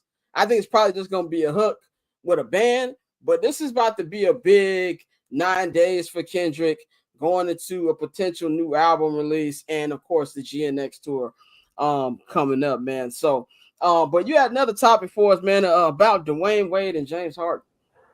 So I've been seeing a lot of things. First of all, before we get there, he got to do Not Like Us. It's like warming up. Like, I hope he do the whole song. That would be the best shit in the world. Anyway, Dwayne Wade, shout out to him. I seen he had like a little thing going on that he had going on, health problems or whatever. But I saw some disrespect on the internet. I saw people saying that James Harden is better than Dwayne Wade. And it just, for me, I just wanted to get y'all opinion on this topic because it's not even something that people I know entertain too much, but I just felt like it was necessary to talk about because I feel like people be sleeping on D-Wade just off the strength of James Harden. When they talk about James Harden now, I think James Harden is a top 5 shooting guard, maybe 7 shooting guard of all time. People will take that as disrespect because I don't say he's top 3 or something like that. But it's been like 10,000 people who ever played in the NBA. Like around that. Yeah, that's pretty nice to be still top 7 of whatever position. But I just want y'all opinion on this D-Wade versus James Harden thing because it started over like last year, and I've been seeing people talk about it. I saw it brought up recently, like yesterday, and. Yeah, To me, this thing was actually first popped up for me like 2018, right when he was about to win MVP or he just won MVP, and I think it's straight up disrespectful. Like, look, James Harden, like you said, I think James Harden's the top 10 shooting guard of all time. You can still be on him being top 5. We looking like all the shooting guards in NBA history. Obviously, Mike's number 1. You got Kobe. I think Wade's number 3. You got to include Jerry West in there. And then Harden is in 5 or 6, in that tier. But Dwayne Wade, man, I think people don't give D-Wade enough credit for his play. Maybe because he took a backseat to LeBron, maybe because I don't know, post-career, people be talking crazy about D-Wade. And by the way, I am very happy that he is healthy. I didn't like how TMZ worded it, like he still has cancer. Like, if you actually watch the podcast, he no longer has it. They caught it before anything got big. And I'm also glad he kept it to himself because a lot of people, if there'd have been people would have been talking crazy about him. I'm glad that all that's taken care of. But on the basketball court, Dwayne Wade, one of the greatest of all time. We saw his whole career. I remember when he got drafted. I remember hoping he was going to fall to the Bulls. Me too. And hearing that the Bulls didn't want to part ways with Donyell Marshall. Like, that's who the Heat wanted for them to go up a pick was Donyell Marshall. And John Paxson was like, no, we're going to sit here and take Kirk Hinrich. That's what always blew me. But people forget, he was the first one to win a championship. What LeBron? He got one 6 years before LeBron. He helped carry Shaq to that. 3 years into his career. And so D-Wade is, I think, the further we get away from our era and the era before that, people like to be disrespectful. Like I saw a tweet the other day said, "Oh, well, SGA is more skilled than Kobe Bryant." Like skilled word is like when niggas use sonically and never been in a studio before. Like get out of my face, man. It's just a stupid argument, and I think that Wade, outside of Kobe and Mike, there was nobody better at the two guard position. Yeah, I 100% agree with that. I think them D-Wade is number 3 all time on my list. I think the defensive end is the other side that people don't talk about. And then, like, they talk about the MVPs from Harden, but it's like my boy ain't even make it to the championship. And he's had champions. He had time. He did make it once. Well, he did, and then remember he if he'd have showed up, they might have beat the Heat. If he did something, they would have probably did something. But D-Wade did show up, and they were down 0-2 when he showed up. So it's like to discredit him. And even the year that LeBron had a horrible year, that first year that they was in the finals, he was killing. D-Wade was going crazy. It's not, so like, they said, the stat that I saw, the thing that I saw that was said was D-Wade was been washed since 2008. And that's where I was like, oh, that's a lie. Like D-Wade, to me, he was washed 2014 finals. Yeah. No, bro, we live in a world of just over exaggerations. That's what everybody do. People that put a lot of emphasis on shit, especially in like the D-Wade disrespect is insane. Because like for most of us, we've been saying for a while he's the 3rd greatest shooting guard of all time. You feel me? It's Mike, Kobe, and D-Wade. Like, and I agree with you, Larro. So many people just completely ignore the defensive side of the ball. I think he's the all-time leading blocks. For a shooting guard, I believe he's all-time leader in blocks for shooting guards. But I mean, just his ability to affect the game on the defensive end of on the floor, and back when he was flash, bro, and that first finals against the Mavericks, D-Wade was a dog. And so, like anybody trying to discredit him or talk down on his legacy, I think that's one of the many times where we talk about how stan culture has really ruined sports in a lot of ways, because quietly it's a lot of LeBron fans that try to shit on D-Wade. Yep. And make it seem like LeBron just carried him, and he wouldn't have been shit without him, and that's just ridiculous. So yeah, man, it's one of them things where James Harden is one of the best offensive players we've seen, but it's a very one-sided thing, and he does his thing, but it is what it is, and you can't really sit here and try to knock D-Wade or take D-Wade down a notch because of James Harden, because I think that's foolish. Larro, man, I saw you went on a rant on Instagram this week about black businesses and restaurants. Tell us, man, what was that about? I'm gonna do it again. I just need because look, I want y'all to chime in when you have to. Listen, we got this thing where people were upset about the DEI shit, whatever. The word I haven't seen those letters this much ever in my life. But anyway, they were upset about the Target move. The lady Brown, whatever, Tabitha Brown got on there and said, "Hey, don't stop shopping at this store because my shit is in there." And it's a few people who feel like that, and they don't realize that it won't be more of you type of people in this store with this new shit going on. But we decided we're gonna stop. Let's shop black, right? I'm gonna need black people to understand this before we start shopping black. We can't be trying to get over on each other about this shit, okay? Mm-hmm. My main concern with clothes, like I said before on my little rant, I don't want to pay $75 for a Gildan t-shirt that says hope and faith on it or whatever the fuck, you know what I'm saying? Street love. I don't want to pay that. With the small text like right here. Yeah, like right in the middle. I know y'all all seen this one because y'all all live at the crib. The shit to say Black Heroes. Like, come on, we gotta do better, bro. How much am I gonna pay for these things? You know what I'm saying? $42.50, boy. Then we got the restaurants. So every black restaurant, y'all already know, every black restaurant is closed on Monday, except Harold's. Harold's is the only black business that's not closed on Monday. Harold's is probably. Then when they are open. Some of them don't open. Shout out to homies Pillars. Them niggas always open. Oh yeah, Pillars is always open. Yeah. It's a few fashion stores that be open. Yeah. But when it comes to the food, they hardly ever open. When they are open, they don't have everything that they claim they have on the menu. or they don't open at the time that they say they open, and they definitely are going to close before they say they're closing. I have an issue with that. You don't want me shopping in your spot, just let me know. Then let's not forget if I'm gonna sit in your space, you're charging me an 18% gratuity fee. Oh, I can't stand that. Like, No, it's actually, I'm sorry, it's called a service fee, and then they want you to give gratuity as well. service fee. That's what banks do. Like, this is the thing. Like, there's a lot of things that I agree with you on this one, man. Number one, my whole thing with black businesses, as a black business owner, granted, I don't have brick and mortar. I sell content, so it's a different game. But when it comes to being a black owner, I thought the Tabitha Brown thing was very tone deaf for a couple reasons. Larro, me and you talked about this on Twitter too. Like, that announcement wasn't necessary. And I say that because let's be real, niggas ain't boycotting Target.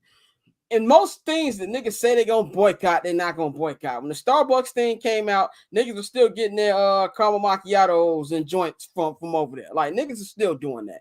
Niggas is not gonna boycott Target. If you really about that boycotting life, bro, why do you have an Amazon app on your phone?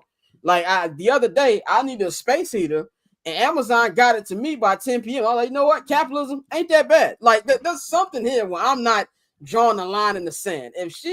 I get where she's coming from, saying that, oh, you're going to be taking money out of my pockets. But it comes off tone deaf because a lot of people don't care about that. And I don't feel like it would affect her bottom line, period, because it's not like people going to stop, shopping at Target. And to me, it just put a negative light on it. Now, with the restaurants, this is all I ask. Give me good customer service. Outside of the overpriced stuff, give me good customer service. There's been a lot of these restaurants I'll go to, and it's just terrible service. If you're gonna charge me amount, at least let me get good service to go with that. And that's just something that I don't see a lot, not just with restaurants, but with black businesses in general. And this is not a anti-black business thing. This is do good business. I don't care who you are, black, white, Latino, whatever. Do good business. And if you're gonna pay for stuff, right? If you have to pay a certain amount for clothes, at least let me pay for quality. You know what I'm saying? Like, people be having Gideon shirts with charging $50. Like, what are we doing? Like, that to me is the issue.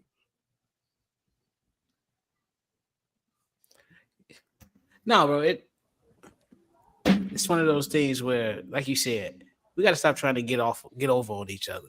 Like, at the end of the day, you got too many people who want to be a hustler. They want to, own a business, and for the sake of owning business. And I think, especially with the restaurants, that's the situation where it hurts the most, because you got so many people. Me and my homies would just talk about this down here in Atlanta, where they just are more so concerned with the ambiance of the restaurant and the vibe, and the service is bad and the food is worse. That's why everybody got the same menu. Everybody got lamb chops. Everybody got lobster mac. It's the same bullshit. Chicken and waffles. Lamb chops. It's the same. It's the same thing. And it's like everybody's just trying to get rich quick. And it's like, nah, bro. This is why, like, we not recycling the black dollar, because it's like, what am I paying for? Like, I'm not finna spend my money on this bullshit. Cats be too concerned with trying to be Louis and all of those things. Like, everybody ain't got to be Louis, fam. Everybody ain't got to be all of these niggas, but they try to make some luxury designer shit, and then try to say, yo, if I want to, no, fam, it's okay to be Canyon River Blues, my nigga. It is okay to be Boss. It is okay to be Jabot. Like, do that shit. You're not Louis. You're not about to have me pay $5,000 for this little ass bag. What I hate, to combine with what y'all talking about, I hate when niggas always call themselves a celebrity, insert job here. I hate celebrity barbers. I hate celebrity chefs. I hate celebrity trainers. I hate celebrity all them shits. Like, Stylist. Stylist. Yeah, No, nigga, you're a chef. Like, all of y'all niggas that get that little brick and mortar restaurant and try to do that restaurant that only lasts for about 6 months, because after y'all realize y'all ain't making no money as a restaurant, y'all want to get a liquor license and turn that bitch into a club. And then the white people like, no, we don't want this shit here. They don't want this shit here because you niggering up their shit. All right. No, nigga, everything don't need jerk on. I'm a jerk fan. Oh, yeah, Everything Chicago. don't need jerk. Down, oh, there we go. Everybody don't need jerk. Nigga. I definitely don't. Look, hey, I got my hands in the air. The lemon pepper and the jerk, put it down, y'all. Put the lemon pepper down. But hey, when did black people decide that our high quality meat was going to be lamb chops? When did that become our thing? Like Yeah, it's Bro, exactly. in every I think black it was the bougie pandemic, spot. G. Man, like what's the spot here? S2, everything is lamb chop French fries, lamb chop burgers. Like damn, nigga, how you make a burger chop? Like I don't understand when lamb chops became our steak, but I do want people like you said, man, give me good quality. It's a restaurant here. I'm not going to say this name, but one of my guys went there for their birthday. This is somebody who is accustomed to nice things. He went to this place for his birthday because it's black owned, and everybody told him, "Hey, try that out." He goes in, and the guy tell him, "Hey, look, G, this y'all my last table, so look, we gonna get this shit going quick." Yada yada yada. He said he talking to me like he from Cooper Plot. And that's the don't come to my table talking about, hey, look here, G. No, It's nigga, like no. I'm black, you black, yeah, but it's my birthday, my nigga. Like Call I'm me coming to Stark. the okay. He said, look, I need a little booze with wherever I go. It gotta have a little booze on it. It can't just be black owned niggery, 18% gratuity. I need some booze on that bitch. So I'm with my boy. Put some booze on that shit. I heard what you call it was decent though. I ain't heard nothing bad about Soul Food Lounge too. So shout them out. Even though it's food fusion, I don't like Soul Food Fusion, but and stop. Oh, can we go one more rant before I leave? Yeah. Black people, stop soul fooding me. Please stop soul fooding me. I'm tired, bro. Everybody got a soul food restaurant. Every nigga who decide that they gonna get a restaurant want to do They got a soul soul food food, restaurant. bro. Yeah. I am sick of it, man. Like And your grandma's also, greens ain't that fat to put in a restaurant. that's the thing too. Everybody think that grandparents But I don't want cooking is niggas fire. ramen. I don't need niggas trying to ramen my shit up either. I But ain't see, gonna that's lie. what Orlando said in the chat. He says like Mexicans with bread. No, niggas do bread tacos too. Too much. Hey, Too much. we took over egg rolls too. That's a whole new Right. black thing. Oh Like my God. egg rolls is black Yeah. shit now. But Gee, like it's a Philly spot out here, nigga. They have like 6 different egg rolls. Like they got chicken Philly, they got Alfredo, they got it's crazy. Like soul rolls with greens, macaroni, and yams in it. Like what the fuck? Like, and it's a cornbread around it. Like, it's just crazy. Niggas need to calm down with the soul food, man. It's like 8 new soul food restaurants a week. Like, relax, guys. They popping up like liquor stores, man. Like, Man, Joe, and, and, 100%. and daycare. Since we don't got babies no more, now we got jerk food restaurants. You know what I'm saying? Like, instead of daycares, we're gonna put a new soul food restaurant on your block. But yeah, that's just Larro, my last rant, bro. I'm sorry. anything else you want to go before we get you up out of here? Nah, man, just be looking out for some new content from Culture Seller. We got some new shows coming out soon too as well. So yeah, just new content all year. We in it all year. Foot is in the game. Definitely, man. Stay in tune with Larro. Follow him at Larry's Legend on Twitter and at Larry's Legend 1 on Instagram. Follow the Culture Seller on social media platforms as well, man. Larro, we're gonna holler at you next time, my G. Yes, sir. Y'all be good. Yes, sir. Let's move on to our next topic, man. Mikey's gonna be joining us in about 20 minutes, as we'll have the local hour in about 20 minutes. I want to talk about the event that's gonna happen right after All-Star break. Not All-Star break, but Super Bowl. That is All-Star weekend. They have announced the All-Star reserves. Of course, they announced the All-Star starters. I think a week ago, them the usual names that you see in there. Nobody else actually shocking. Luka's hurt, so Luka didn't make that. But I want to talk about these All-Star reserves. And then we're gonna get into the whole thing. But it's the full roster, by the way, because you see on the screen it says player pool because they're picking teams. So it's gonna be 4 teams. Now, if I mess this up, this is my fault. Blame Adam Silver for not breaking this down the right way. There's gonna be 4 teams. 3 teams are gonna be picked by 3 general managers, which are Shaquille O'Neal, Kenny Smith, and Charles Barkley. And the 14th general manager will be the winner of the Rising Stars Challenge, and that will be general managed by Candace Parker.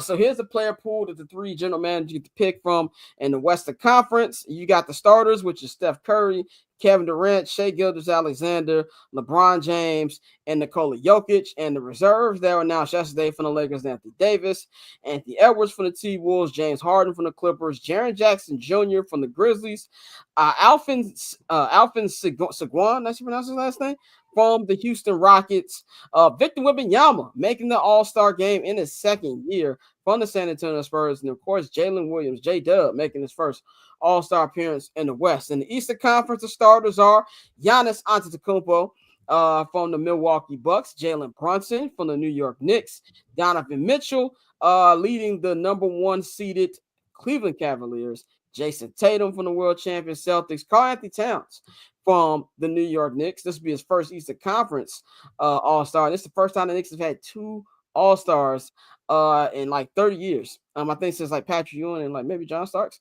Jaylen Brown, here's the bench. Jaylen Brown be coming off the bench. Cade Cunningham from the Detroit Pistons making his first All-Star appearance. Darius Garland from the Cleveland Cavaliers. Tyler Hero from the Miami Heat. Damian Lillard from the Milwaukee Bucks. Evan Mobley will complete the 3 Cleveland Cavaliers making the All-Star team. And then Pascal Siakam from the Indiana Pacers. Now, Trae Young did not make the roster. LaMelo Ball did not make the roster, even though he had a very high fan vote count. That's the issue I have right there. I think LaMelo should have been on this roster. I don't care about his field goal percentage. I don't care about how many turnovers he's got. This is the NBA All-Star game. People want to see this show. But when you see the roster and, you know, and no disrespect to Sengun from the Rockets. I know he's had a pretty good solid season. I'm be real. Nobody wants to see this nigga. Give me the exciting niggas on the team. That's why I'm at with this. And when you have the tournament format, and then you see the performances, it's like, what are we doing? You ain't give me no Bay Area niggas. You're going to San Francisco. You're gonna be in the Bay Area Chase Center. Where's Z40, my nigga? Where's Too Short? No, Blow the Whistle got another life with the Eagles. Like, why are we having different things like that? And it just feels like with this sports tournament thing, which I don't ever think the game was the issue. The issue was the players actually caring. It feels like we're setting ourselves up for another Huff All-Star weekend. And then you got Adam Silver coming out here on Dan Patrick's show talking about, oh, he's considering making NBA games 10-minute quarters. Like, it feels like you're just making it worse. And as somebody who has been trying to get fully back engaged in the NBA, now the NFL is over, they're making it very hard for me. And I don't know where to go from here.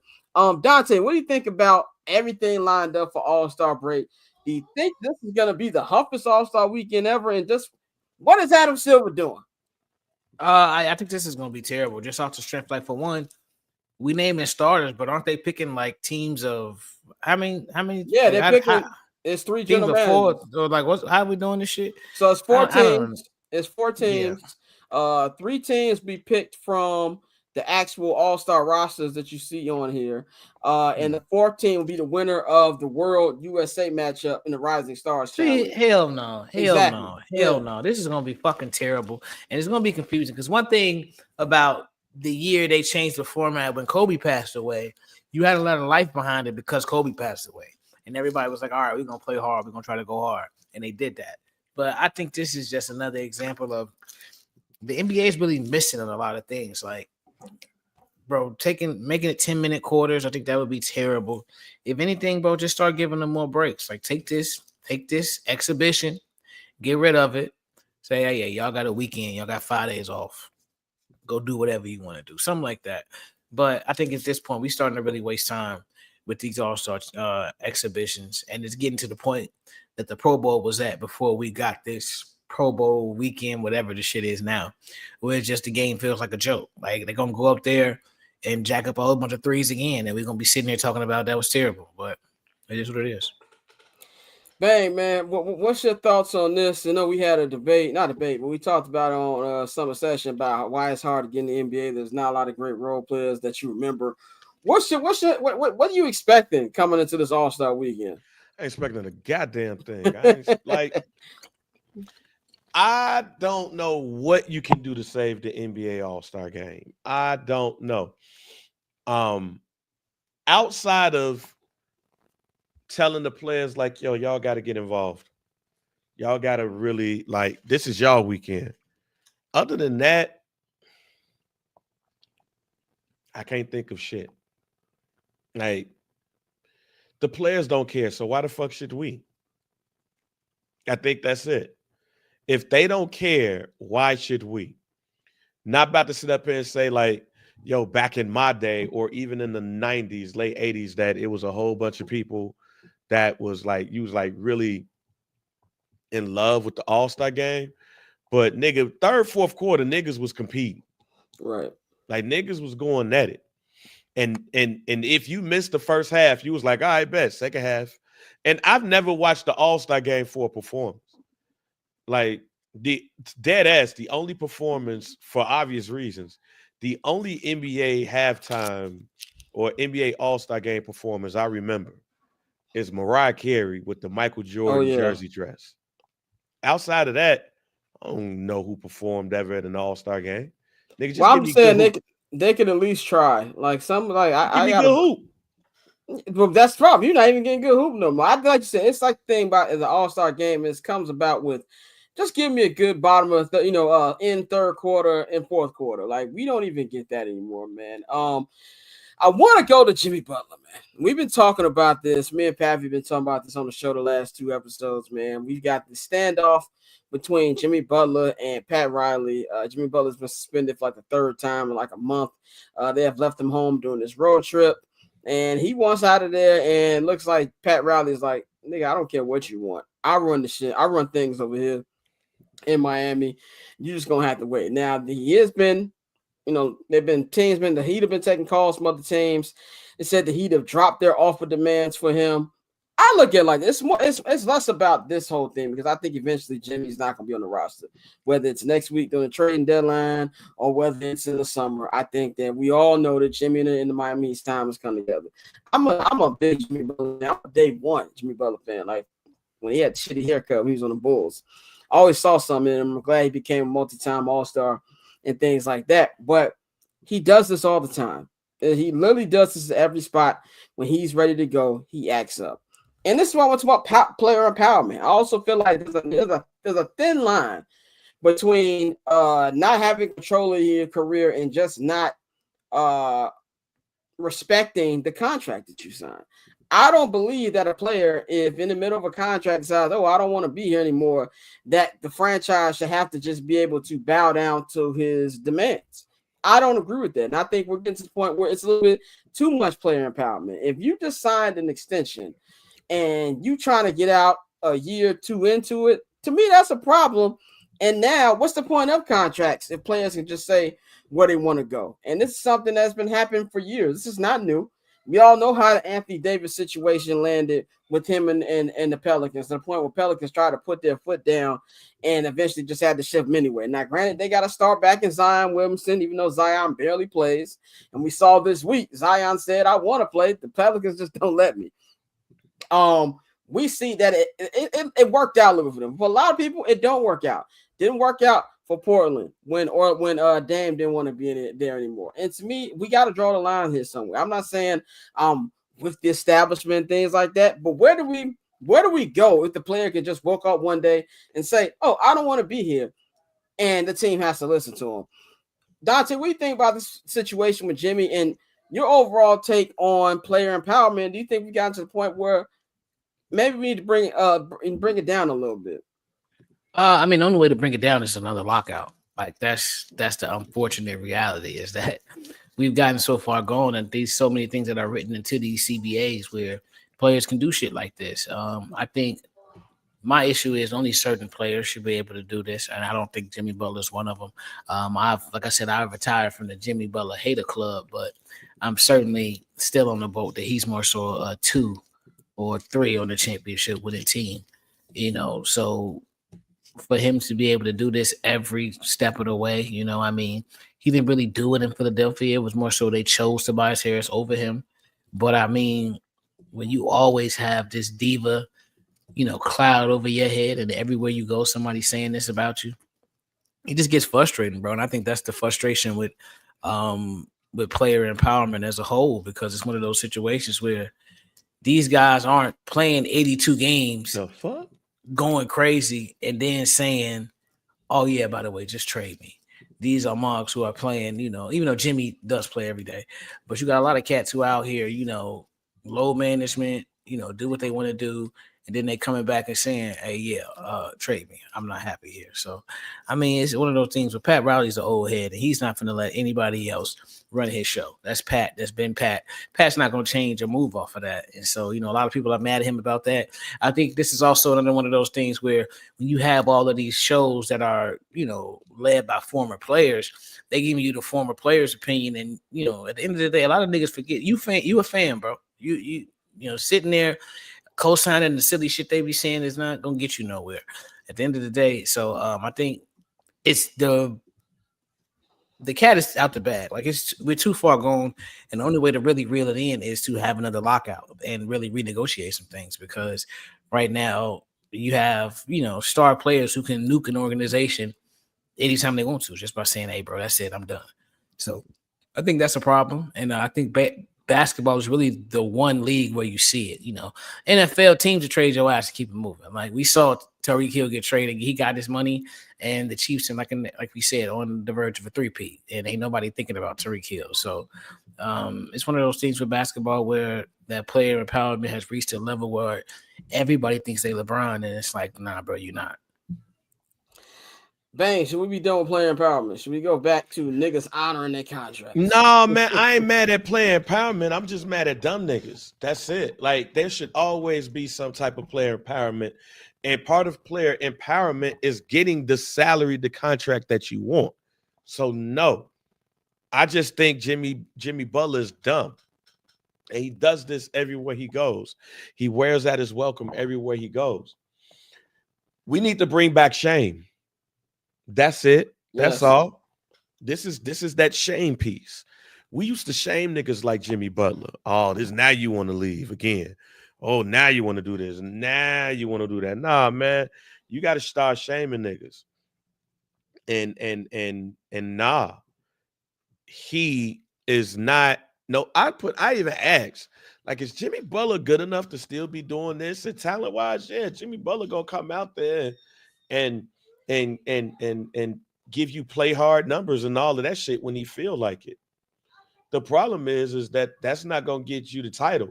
And the other part about it is somebody said this on I think on Get Up earlier that I didn't even realize. Not like, you right. Like, the reason why Jimmy Butler could do what he's doing, because some of these teams are still looking for a big three. Look at the best teams in the NBA right now. Ain't no fucking big three. So you could go out there. Yeah, so you could go out there and you could give up all your assets to get Jimmy Butler ass all you want to. It ain't gonna get you shit but a second round exit. Yeah, and like you said, I think that this was a couple years ago. Jimmy might be able to, do that. But also, think the noise about Jimmy too is, he play when he wants to. Like sometimes Jimmy just don't play, whatever. And we see this nigga making big face coffee or doing whatever on Instagram. And I just think that the theatrics are enough, and that's just why I'm at with it, man. That leads right into our next topic. De'Aaron Fox from the Sacramento Kings, man. De'Aaron has one more year on his contract. And he wants out. And he's like, I am not re-signing with the Sacramento Kings. And it's been a mess since he's been there, despite the fact that he was able to get this Kings team back to the playoffs, like the first time in, I think, like since Chris Webber, Mike Bibby years. And he had built a nice thing over there with Sabonis, Junior Sabonis, I'm gonna call him, but they have just not been able to get past the first round of the playoffs. And now he's fed up with it. He doesn't want to stay there much longer. And this is a situation where I don't have a problem with player empowerment. If you got a year left on your deal and you know that you don't want to sign there, I have no problem with this. And the Kings have agreed to shop him around. There's not been any nastiness here. They know De'Aaron doesn't want to sign with them, and it sounds like that they know they're not going to try to sign somebody who doesn't want to be there, and they have started picking up calls. Now, we've heard from Shams of ESPN and multiple other sources that De'Aaron wants to go to San Antonio to play with Victor Wembanyama out there right now. Victor Wembanyama and the Spurs are battling the Warriors for that final play-in spot out west. This thing right here, man, I don't know if this trade actually happens. The Spurs do have a lot of assets. They've got a ton of draft picks to give away. They've got some young players that probably not going to be in their long-term future that they could give away to Sacramento. I do see a path for a very nice package to get De'Aaron there. I think he's going to be a Spur. Rich Paul is his agent. We know usually what Clutch wants, Clutch gets. And I think this will be a fun, duo to watch. And I think this also shows De'Aaron just wants to win, and he knows that I don't have to be a number one for this team. He knows it's not going to be number one with Wemby. Wemby is great right now, and where he's going these next 5, 10, 15 years, it's going to be another level if he reaches his potential. I love that fit. And if you can get De'Aaron on there for, I won't say the second half, because we're well into the second half of the NFL season, NBA season, but at least in this stretch run and try to get this team into the play-in tournament, which is why I love the play-in tournament, especially for younger teams. It's kind of like a precursor to make it to the playoffs. I think that would be awesome. If you're the Kings, count your losses, get as many draft picks as you possibly can, and move on to the next level. Dante, what you think about the potential pairing of De'Aaron Fox and Victor Wembanyama? I think that would be dope. I think we've seen what he's done with Chris Paul. We've seen how he's elevated his game. And Vic is a guy who can get his shot whenever he wants to, and it's just more so about him getting more comfortable within the NBA game, and that's the scary sight for everybody else. Pairing him with a dynamic guard like De'Aaron Fox, I think is something that going forward, I would like it, but my question is, how long is Pop going to be there, and who do you surround him with? Because De'Aaron Fox, we've seen his success, but we haven't seen, any deep playoff run, anything like that. So it's one of those situations where, from a talent level on paper, yes, it looks amazing, but it's also about how you fill that roster out and what you do with that. So I would like it. I think the Spurs, eventually are going to pair somebody with Vic. So De'Aaron Fox, a young dynamic guard of that nature, I think that's somebody that would be good, and that'd be fun to watch. Bang, what you think about this, man? I know that when it comes to the Pop thing that Dante just brought up, I don't think he's gonna be there much longer, and I think that's gonna be something for a future for a young coach who's gonna be the guy that they bring in there next. I think that's something definitely gonna have to address as well. But Bang, what you think about this potential duo here that we got coming to San Antonio? Man, first of all, it's always hilarious when somebody says, "I want to go to San Antonio." I did not expect somebody even with Wemby there. Like, I want to go to San Antonio. Man, that's a nice little joint. And I haven't been watching basketball like I used to. But you got Castle and a couple of other assets that you can go ahead and send over to Fox right now, and they could have some room to grow. And then you got Fox and Wemby. Oh my God. First of all, the fact about how fast Fox is on the break, and Wemby could keep up with him. Yeah. I don't want to put nothing on them, man, but hey, man, I remember a certain team in the 90s that had a point guard and a power forward that used to dunk on everybody. This could be a weird ass version of the Seattle Supersonics if you get the right pieces around them, because all you doing is throwing that rock up and letting Wemby dunk all over folks, and you ain't even got to throw it high. Just throw it enough where you can tiptoe. So I like this. And the Pop thing, he had a stroke, fam. And like my father had a mini stroke a couple of weeks ago. And a mini stroke is a precursor to a mild or a massive stroke. Pop had a mild stroke, I believe. Pop got to sit his ass down. So yeah. I foresee somebody taking over this team next year. Could Mike Brown, his former protege, come to San Antonio? Now, I don't know. Maybe it's somebody on the staff already that Pop loves, or Pop might dig into the NBA crates and grab one of the homies. But I foresee a new version of the San Antonio Spurs next season. Yeah, man. One last NBA topic before we start the local out here. Mikey's going to join us in just a second, man. We got to talk about Mr. Terry Rozier. The other scary Terry. This report came out yesterday, man. I'm going to read about it as I see Cap and Bears Twitter trying to yell at other people, which is hilarious, about who's going to be the offensive line coach. We're going to talk about that in a minute. But this good job. Keep up the good work, Scott. This one comes from Front Office Sports. Federal prosecutors are investigating whether Terry Rozier manipulated his performance as part of an illegal sports betting scheme. The ring accused him of conspiring with Dante Porter, who also bet heavily against Rozier in 2023 game for the Hornets. Investigators believe gamblers had inside information that prompted them to bet large sums of money against the then Hornets guard. Now, of course, he has not been charged of anything yet, but he is being investigated. I don't have too much to say about this. One thing I will say about this, man, we are seeing more and more how much of a problem sports betting is. People keep putting their careers on the line. Terry Rozier is making $24 million a year. What the hell are we doing? Why are we jeopardizing stuff like that? Just like Shane says in the chat, niggas in the league can't stop betting on their games. Like, get a grip. This point has nothing to do with the money. It's all about the rush that comes with gambling at this point. And if they do find something on this nigga, it might be curtains. Dante, what do you think about this story? I'm sick and tired of people being stupid. Like I'm just sick of it. Like, it's just greed. Like you said, you make $26 million. What are you scheming to gamble with anything for? Like, you've already won at life. Like, it's fucking dumb. Even with Dante Porter, your brother signed a pretty big deal. Like, your family's good, bro. What are y'all doing? But I mean, this is something that we're going to just continue to deal with as gambling gets more and more popular, as more gambling apps launch.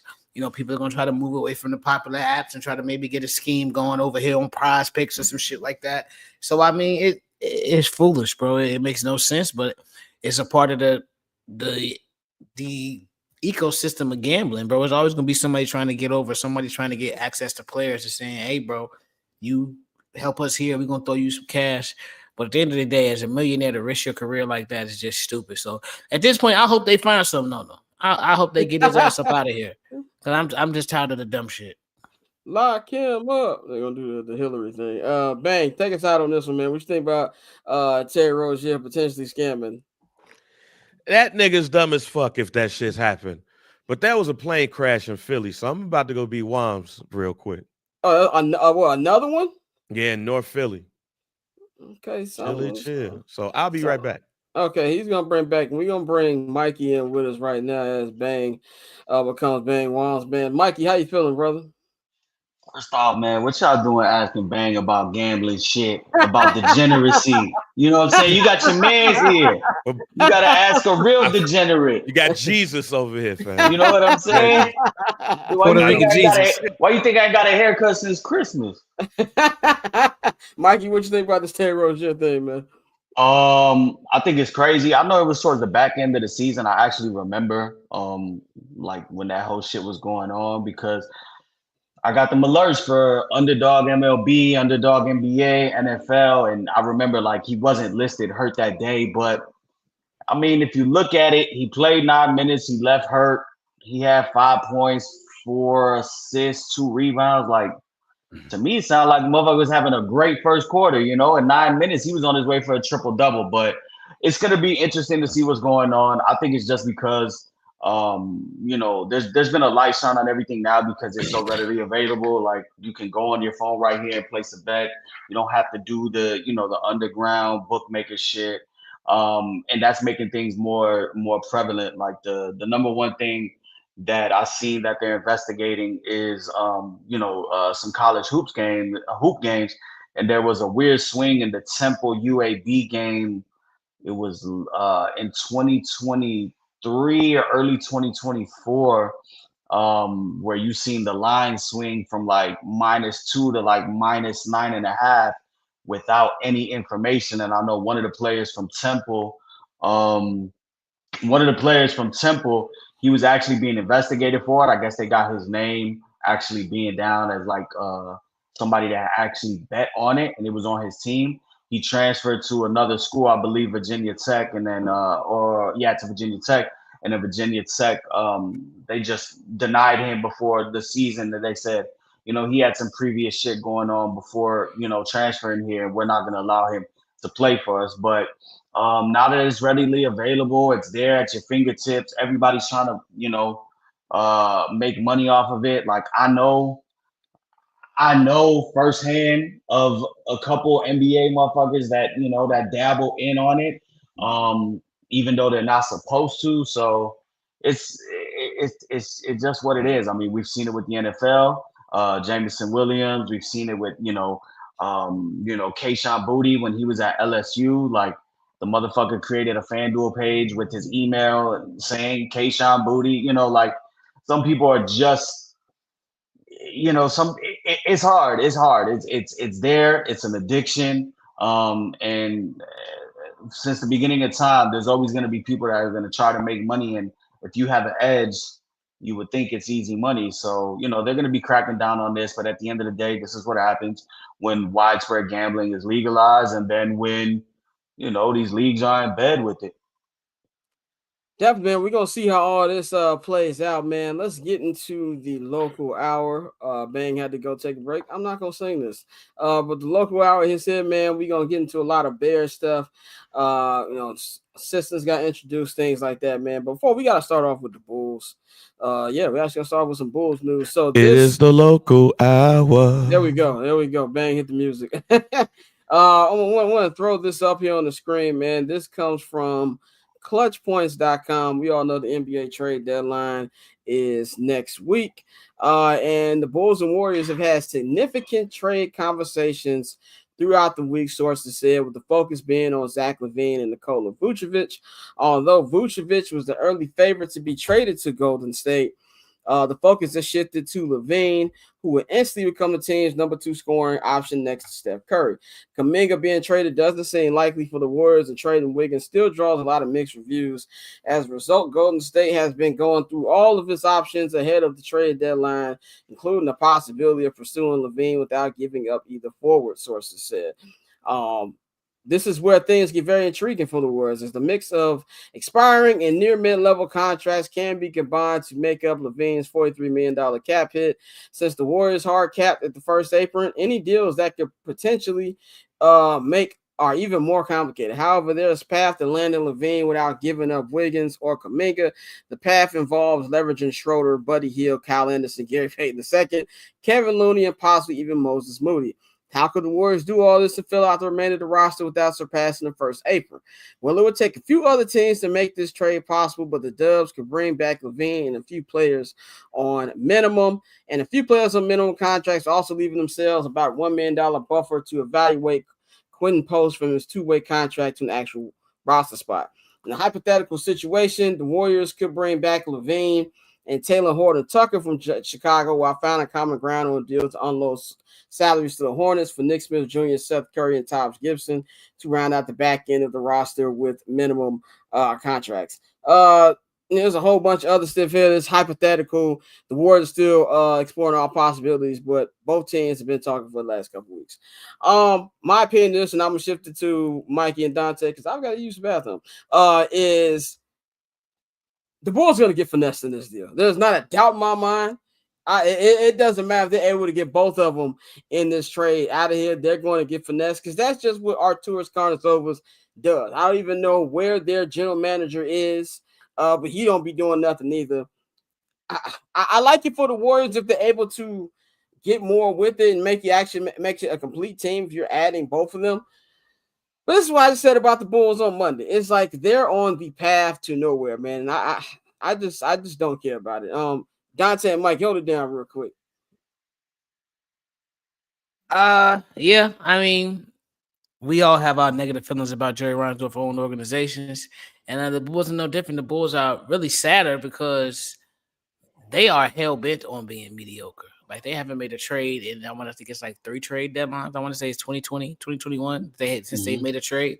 In season, in season trade. So you're dealing with a front office that is consistently not making moves, and they always say, well, if this guy's healthy, we can do this and that. And now we have a situation where, even though he sprained his wrist when he first came back, but you've had your roster that you thought was going to be a playoff roster, and they've been as mediocre as every other team you've had the last several years. So for me, with the Bulls, bro, I hope they make a deal just for the sake of blowing it up. I actually want them to get back the least amount of talent as possible because I want them to be bad for Cooper Flag. Like, I think it's one of those things where you have to just blow it up fully. Trade Zach, trade Vooch, trade Kobe, give Patrick Williams away.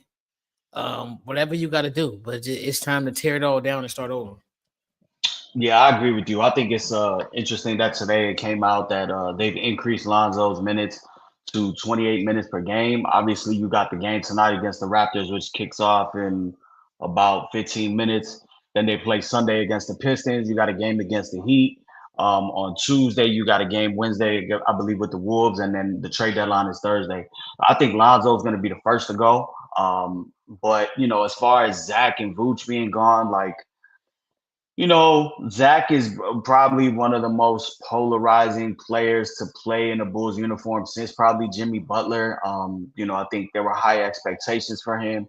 It just never really put the team around him. We only saw it really work for that one first half of the season of Lonzo's first year with the Bulls.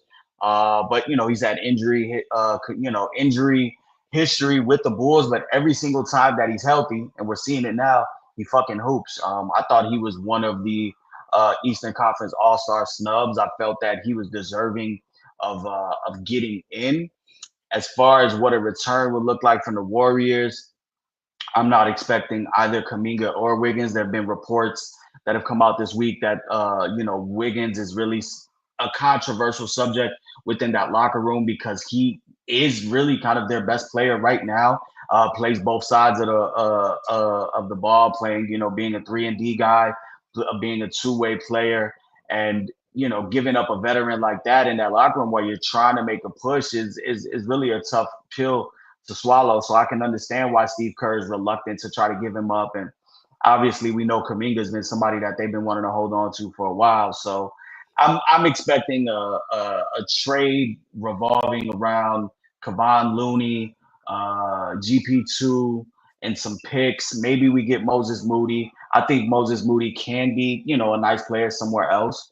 But yeah, I'm all for just acquiring picks, getting guys out the building. I did see Joe Colley report about 4 days ago that everybody is on the trade deadline, on the trading block on the Bulls except Matas, which I'm 100% fine for. I think you need more of that. So it's going to be interesting. I mean, the Warriors have to make a move.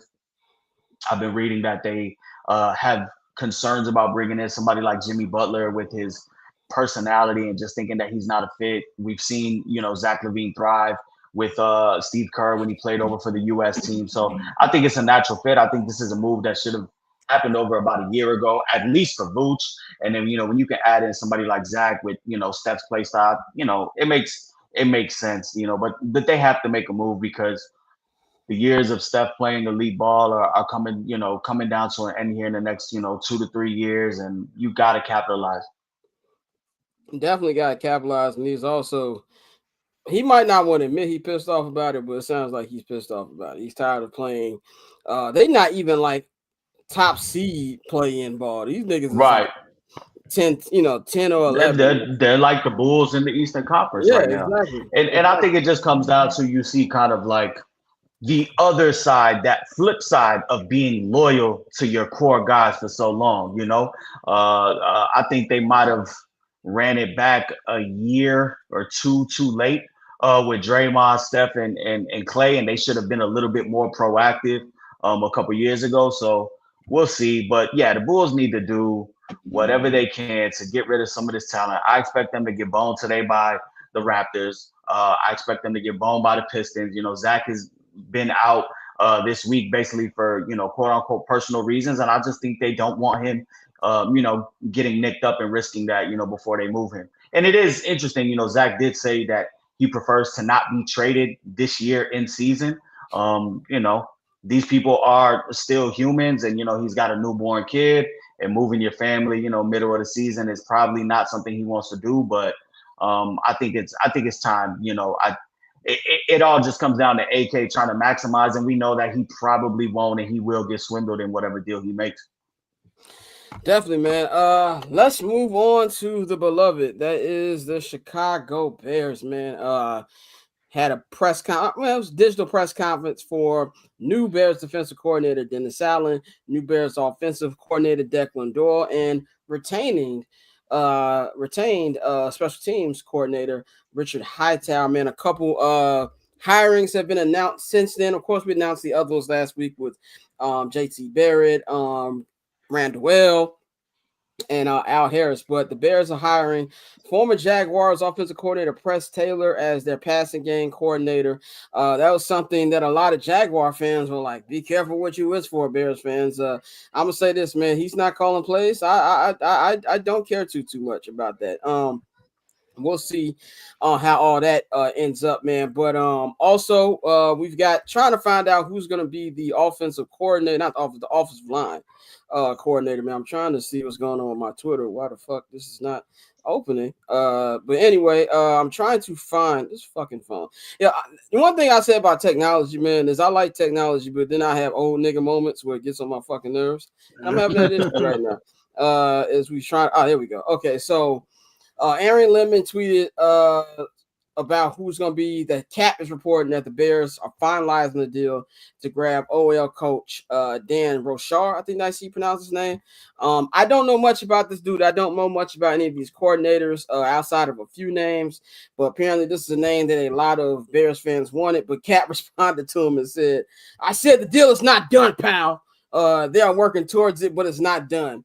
So that was a name that got thrown out there as well yesterday, man. So before we get into the things, Dennis Allen and Declan Doyle said, any thoughts on Press Taylor and this new offensive line coach if this ends up being? And Mikey, I'm gonna go to you. Not really. I mean, the only thing that I'm cool with is that both of these guys are veterans. They've been in the NFL. They've been around the game.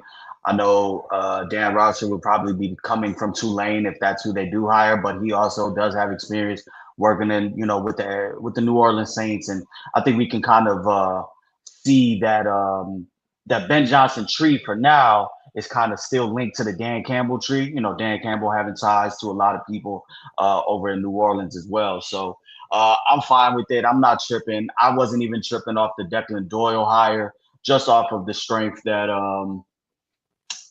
he's not going to be calling plays, and it all is going to come down and revolve around Ben Johnson. And we remember last year, the passing game coordinator Thomas Brown and Caleb, they said like I really didn't talk to him until like just last week, when Right, he was exactly. elevated. So like let's be real, I'm not going to stress over that. But I do like the Dennis Allen hire. I do like having somebody in the building with the first time head coach that's been a coach in the NFL for now 23 years. Has experience. I think he's going, he's a veteran guy that I think commands respect around the league. So he does have some ties to some players that are free agents this year that I think the Bears can look at. Marcus Davenport, Chase Young, even somebody like the Honey Badger. I think that this, the defense I'm cool with as long as they attack it in the draft and they get D linemen. But the rest of the coaches, all this revolves around Ben, man. Ben, and just knowing that you have a veteran voice on the defensive side that can do whatever the fuck he, got to do. Yeah, and it sounds like from Declan's press conference that he just gonna be the nigga taking notes. Like that's what it kind of sounds like to me. I watched it this morning because my stupid ass almost drove to Hallis Hall yesterday because I didn't read the big ass words that said virtual in the email. But Declan Doyle said his responsibilities as far as helping Ben Johnson as a play caller, my job is going to be organized and detail the game plan. Doyle emphasized that Johnson will have less time to focus on just the offense that he has ever had in his career. And so the head coach is going to have to trust Doyle. So that was one thing that stood out to me. Sounded like a real sound like he on an internship. Right, yeah, exactly. Like if we being real, it sounds like he went from a unpaid internship as like a tight end coach to now OC, and we're gonna get you this $18 an hour for the summer. Right. It sounds like Ben Johnson said in his introductory press conference he loves late nights, staying up, looking at film, making notes, doing whatever. It sounds like he's gonna be the nigga in the office with him when it's just him, Declan, and the security guard, like at Hallis Hall. Like that sounds like what it's gonna be like. He gonna be the one having. He gonna be telling the custodian, "Don't worry, I'll lock up." Right. Exactly. He can like, Ben, you want cheese on your burger? Yeah, we gonna get cheese on them burgers. He gonna be doing that as well, and Ben gonna be like, all right, tell me what that formation is. Like, kind of like Ben gonna be teaching this nigga a little bit too. As far as Dennis Allen had me a little bit fired up. He sound like he has a game plan. he said that. And one thing that we've seen from not just Ben Johnson, but now with Dennis Allen, there's a lot of people who think way highly about this roster than a lot of Bears fans felt this year. He said one of the places that he wanted to come to is here because there was a lot of players he felt that he could work with. He said he felt the secondary was great. Obviously, Jalen Johnson, but he pointed out about Kyler Gordon. And the thing that he said about Kyler Gordon is he just has a vision on how to utilize Kyler Gordon to take him to the next level on top of things that he's already doing well. And this is why I think he's going to be one of the players who's probably going to get an extension this offseason. Would not shock me about that. Dennis Allen said about Ben Johnson's remark on the NFL being a QB-driven league. He shared his perspective as a defensive coordinator. He said, how do we affect the quarterback? Can we be as great as we can covering everybody? But if it's not going to matter if we can't get to the quarterback. Back to the trenches. He also said that Ben Johnson reached out to him right after the Saints fired him and said that if he'd be interested in coming to him with whatever team he decided to go to, he said he's happy that Ben picked the place for defensive pieces. And when he started listening, he liked everything that came to the table. He says he wants the Bears to be an attacking, aggressive style of defense. They want to take the fight to the offense and not let the offense dictate the tempo to us. Basically, everything the Bears defense has not been the last 3 years. We're going to be aggressive. We're going to challenge everything. We're going to play the game the right way, and we want to play a tough, physical brand of football. I think the brand of football you come to expect from the Chicago Bears. To me, that all sounds nice and dandy. I love why I hear that, but this goes back to Ryan Poles of adding more to that defensive line to help out a Montez Sweat to be able to put out that pressure on guys. You can have a strategy, and definitely I think you can work more even with the players they got compared to Fluce's kind of more laid back, bend but don't break strategy. But they're going to need more horses out there if they really want to get this done. Bang, what did you think about what you heard from Dennis Allen, Declan Doyle, and just from the coaches this week? They're coordinators. I expect to hear we're going to be attacking. We're going to be aggressive. I expect to hear that from Dennis Allen. From Declan, I expected to hear him say, hey, basically, I'm here to help put together the game plan, but he's going to call the plays and stuff. I'm more interested in whatever they're going to do with this offensive line position because that's going to be the key to Caleb staying healthy. What I would like to see is, as he is a 28-year-old young man, is that Declan grows into this offensive coordinator role and really learns, grows, and eventually can take over for some things to get some things off of Ben Johnson's plate. Because I think in order for Ben Johnson to be as great as I think he can, he's going to eventually have to cede some power on that offensive side. So between Declan and Press Taylor, there's potential there. My bad. I was getting my Dante on with his chips. Dante, what you think about what you heard from the coordinators this week? I mean, hopefully we don't hear from coordinators much this year. I think this is one of those situations where introduce them, let us know who they are, what you're about. But I mean, more than anything, I just want to see the performance. I want to see the production. But Dennis Allen, if we short anybody this offseason, it's going to be Dennis Allen. And what I mean by that is this. If you could fix the offensive line and that requires you spending the bulk of the money and using the bulk of the picks on that side of the ball, I'll be perfectly fine with going into next season with another need at defensive line. I know people are not going to like that, but at this point, you have to make sure you haven't fucked Caleb Williams. That's goal number one right here. You have to ensure that your quarterback, your franchise quarterback, is good. So if that means spending the bulk of the resources on offensive, the O-line and everything, do that. But as far as Dennis Allen, veteran presence, an aggressive style, which is something that we want because we've hated the traditional, laid back cover 2 or 4-3. We're gonna go 2-man, 2 safeties high. We only let Jalen run man, and that's every once in a while. It was just we had a very soft scheme. So I'm excited to see the switch and see what he does. But more than anything, I'm with y'all. Like I really don't care who's holding these clipboards. I want to see what they do on the offensive side of the ball, and I want to see what players they bring in to try to fix this. So that's where I'm at with it. Like if it all goes well, they're gonna look like great coordinators. Mike, we know what you said about Declan, but what you think about what Dennis Allen said? Oh yeah, I mean, I agree. And to your point about the other talent, I think it's twofold. I think we knew that this team was talented and this was a better defensive roster than we've had before. I think we all can agree we didn't have enough pass rushers or enough guys that can really get home. But also, I don't think we've seen anybody truly develop under Matt Eberflus and that regime on both sides of the ball.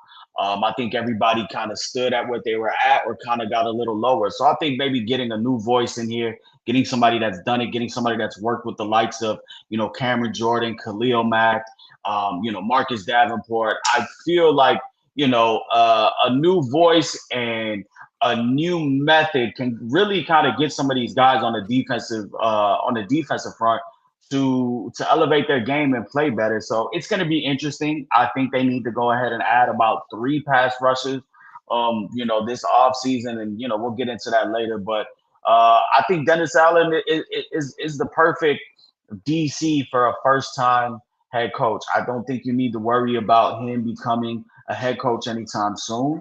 Not many people get third chances at becoming a head coach, so we shall see. But I think it's going to be good to have one voice in there that can focus on that side of the ball and somebody that can also just help Ben Johnson and going through his first year as a first full-time, head coach and having to, wear so many different hats within Hallis Hall. Definitely, man. Let's talk about Mr. Ian Cunningham, man. I gotta play this video first, man. This is a hilarious video that's been going around all week. Jacksonville, the community, Duval.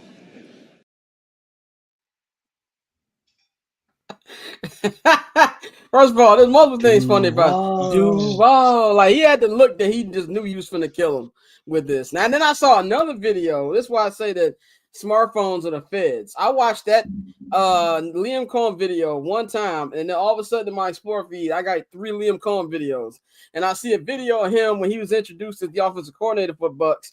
He got like a pink suit on. He pulled up to Baker. He said, "What's up, dude? I had to wear something light." And I'm like, "Hey, what's going on here?" Like, he thinks he's a cool dude, man. I say this about Liam Cohen. Yes, he comes off as a weirdo. That don't mean that he can't call plays and that this won't be a good hire for the Jaguars. We've seen press conferences that have been terrible. Just look at Dan Campbell. We're going to see how this pans out. But as far as this pans out for the Bears, they have an open general manager spot. And it looks like Ian Cunningham. Too many Liams and Ians.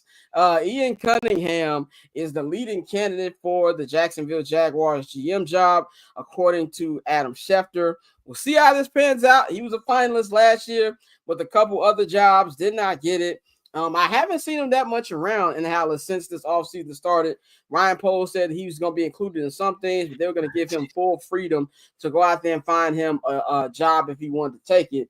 But this is big to me because if the Bears, if he does go to Jacksonville, the Bears will get 2 third-rounders, one this year and one next year, and that would give the Bears 5 picks in the top 90, which that gives you a great chance to start really adding to this roster and rebuild those trenches. Dante, what do you think about Ian Cunningham possibly going to Jacksonville and what the Bears can do with these picks if that does go down? Just get it over with. We've been waiting on this pick for like two off seasons now. Yeah, I'm just ready for it to be done. But I think anytime you can have that many picks within the first top 50 players, 50 best players available, that's important. So I think with the way we've drafted and what we want to do this offseason, again, the more draft picks we hit on, the quicker we can expedite this process. So for me, I haven't been doing a deep dive of who's all available, but I know we do want to go heavy on the interior in this draft. But if they don't bring back Keenan Allen, you can go get you a wide receiver. We talked about going to get a running back after the second or third round. So you're gonna have a lot of good pieces there. It's gonna be a lot of players available at positions that we have a need. So getting that extra pick is always gonna be big. And for me, I'm just ready for it to happen because I think Ian Cunningham is somebody who possibly could have got a job when he took the assistant job here. So, he's done his work. He was in that Philadelphia front office to help build that team. So he's going to go on. And I do wish him the most success because we don't have to play him. Bang, what's funny? Like, everybody's been killing Ryan Poles these last couple months, but for some reason, Ian Cunningham always escapes the Ryan Poles stink. Why do you think that is? And why do you think people view him so highly as a candidate, despite how Ryan Poles is, kind of been up and down? It's like a vice president. They don't make no rules. That's They don't do shit. They advise for the most part. Shouts out to one of my mentors. She knows Ian Cunningham, and she told me about the airport story about how he was supposed to go, I believe, to Tennessee or Arizona, and Ryan Poles was like, "Nah, I need you over here," and that's when he became the assistant GM. Like, look, he's been there for a while. You see him talk Ryan Poles off a ledge for trading up to try to go get Roma Dunze when he ended up falling.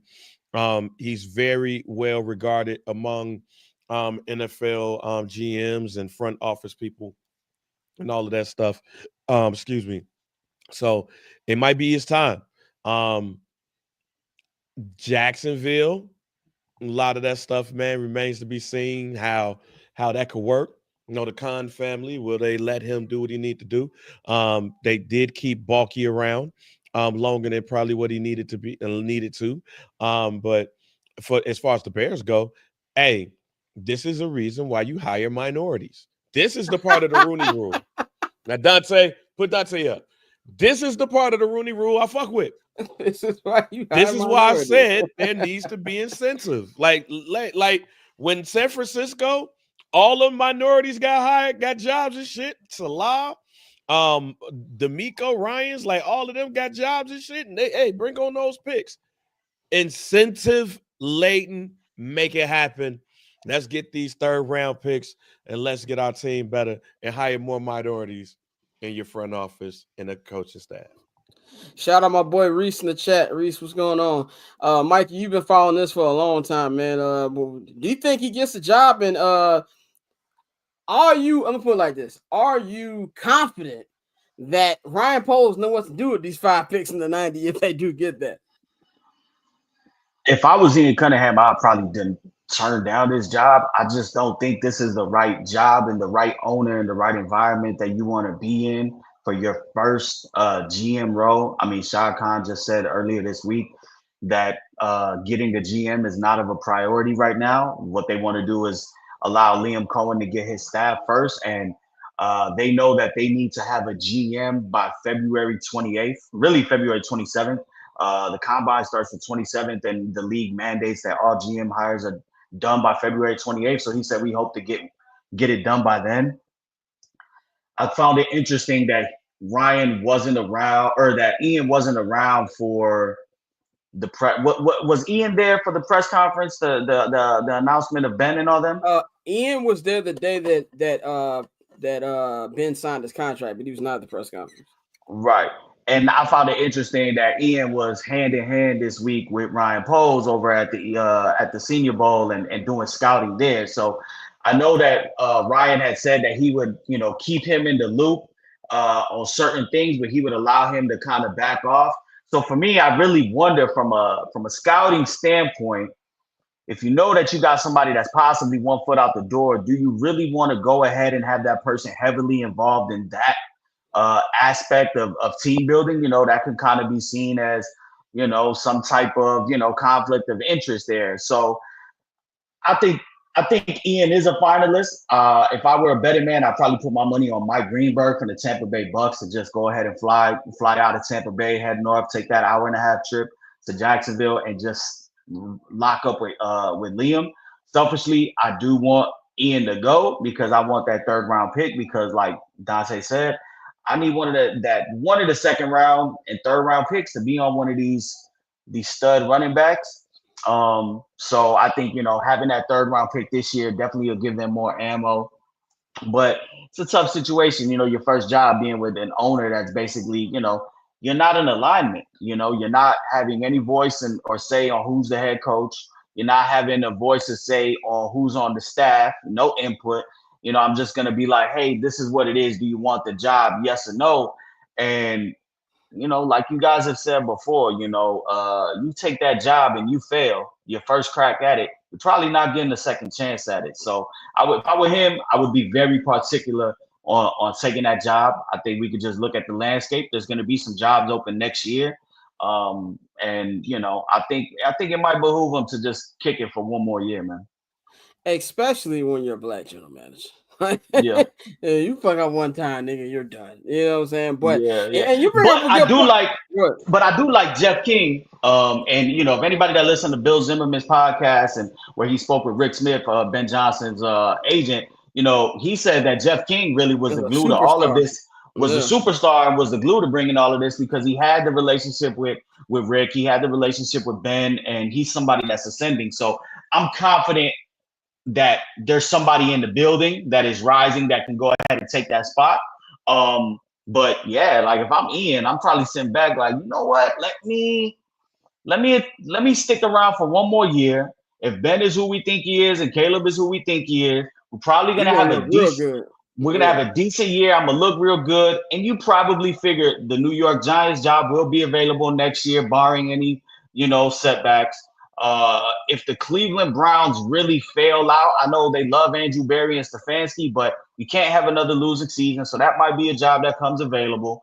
There's going to be a lot of jobs that might come available next year. You got the Miami Dolphins potentially being something that opens up. So I might just hang back, take a little pay raise for this year, and go through the process. So I just think him being so visible with Ryan this week at the Senior Bowl, I think it's a little bit telling, man. I don't think he's dipping. I agree. That is a little bit telling. And you bring up the reasons with the front office, like, bro, like saying that I'm gonna wait to hire a GM to the last day before the combine starts is nuts. Like, to me, you should have a GM way ahead of the combine. Like, outside of watching prospects get ready for the draft, the combine is gossip central in the NFL. A lot of trades and a lot of free agent deals are verbally agreed upon at the NFL combine. If you just have a nigga who you hired the day before, that just shows you everything of what they do not know what they're doing over there in Jacksonville, man. Next topic, we've been talking about the Eagles. We've been talking about the Chiefs. I want to give some love to the Eagles. So we've been giving a lot of love to the Chiefs, but the Eagles, to me, they are the gold standard of the NFC. I'll say the last damn near decade, about 8 seasons now. And everything that Howie Roseman has done over there, Jeffrey Lurie has done over there, from drafting to free agency, developing the draft picks, they have become a model first-class franchise, and everything you want the Bears to be and everything the Bears should be, because they are the charter franchise. They're multi-billion-dollar franchise and all that things. They should not be acting like the mom and pop shop that they've been for so many years. Now, I feel like they're going in the right direction, but I really want to know, what ways can the Bears follow the Eagles blueprint? We heard that they just let go of the whole analytics staff, that Ben said he's going to be relying heavily on analytics. And I always say, I'm anti-analytics for fans. Unless you're a general manager or like a trainer or something, shut the hell up talking to me about analytics. But for GMs and stuff, yes, they need to be more on that. I feel like the Bears need to really take a good look on how they do it over there in Philly to be able to kind of build the team they're trying to build. The good thing for them now, on paper, obviously Jalen Hurts is a better player right now, but Caleb has more talent in his pinky than Jalen Hurts has in the whole body. If he realizes all that potential and all that talent, that maybe the ceiling can be a little higher there. I personally think that they need to look more into the scouting department. It's more than just about drafting players. It's the process to draft these players. I'm questioning the entire process that Ryan Poles has done since he's been here. Even like you were bringing up, Mikey, with Ian Cunningham having to chill him out about trading up for Odunze, when there was a lot of news that he was probably going to fall down. Now, we all know that he said in the interview with Ben and even to his media that he's acknowledged the problems that he's made in his first 3 years. And now we're going to see if he's learned from them problems. And I think he needs to take a good look at how the scouting teams were to really point out which talent you're going to get and to mold that talent in the best way possible. Because if you look at the way that the Eagles rock, it's because of the players they drafted. They've got a lot of homemade guys, and they go out there and make the trade they need to go to with the AJ Brown. They go out there and make the free agent signing that they need to with Saquon Barkley. Use a Hall of Fame center and Jason Kelsey, doesn't matter. Your offensive line is still throwing niggas out the club. And that's something I really hope the Bears can't follow. Dante, what do you think about the blueprint that the Eagles have? Do you think that that's something that the Bears could follow? Like I said, man, it starts in the trenches. That's something we all know. That's one of those the oldest sayings in football. But that's one of the reasons that Philadelphia has been successful over the last decade, back to when they had Carson Wentz. They've always been able to, solidify the trenches on both sides of the ball. You've seen that they traded players like Reddick and who had success in their system, and then you go draft, Jalen Carter, Nolan Smith. You always are able to find players who fit your scheme and your style of play, and that's what's helped them stay where they are. And then they have these moments where they're good enough to go to the Super Bowl. So I think it's definitely a blueprint you can follow. It's just a matter of is Ryan Poles going to finally get these pieces right? Because he's tried to make moves on the offensive line, he's tried to make moves on the defensive line. They just haven't been the right moves. So it's about who you get in there. And Scott, you made a very good point. And I think the scouting does matter. We got to start looking at who these scouts are and their success rate and how they're hitting on players. And if they aren't good enough, then they got to move on. They got to be moved because when you build it, you obviously want to, if you can hit on key pieces and save money while doing that, that's important. And so homegrown talent is key. And we haven't been able to really, really cultivate homegrown talent and keep it. So that's something that hopefully with this Ben Johnson regime, Ryan Poles can steer the ship the right way and get that done. Bang, man, what do you think that will be the key for Ryan Poles turn this round outside of like what I just said, scouting? Is there anything that you feel that Ryan Poles hasn't done that well, and it's something that could be a key to not just having 1 or 2 years, but long-term success for the Bears? I think y'all hit it. The trenches. He hasn't done that well, and that's where he comes from. He has not done that well at all. Everything else that y'all talked about goes into that scouting, analytics, and all of that.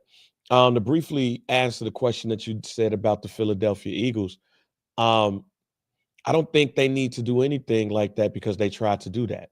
Like everybody has kind of tried to do that Philly Eagles blueprint, especially when you have a quarterback on a rookie contract and all of that.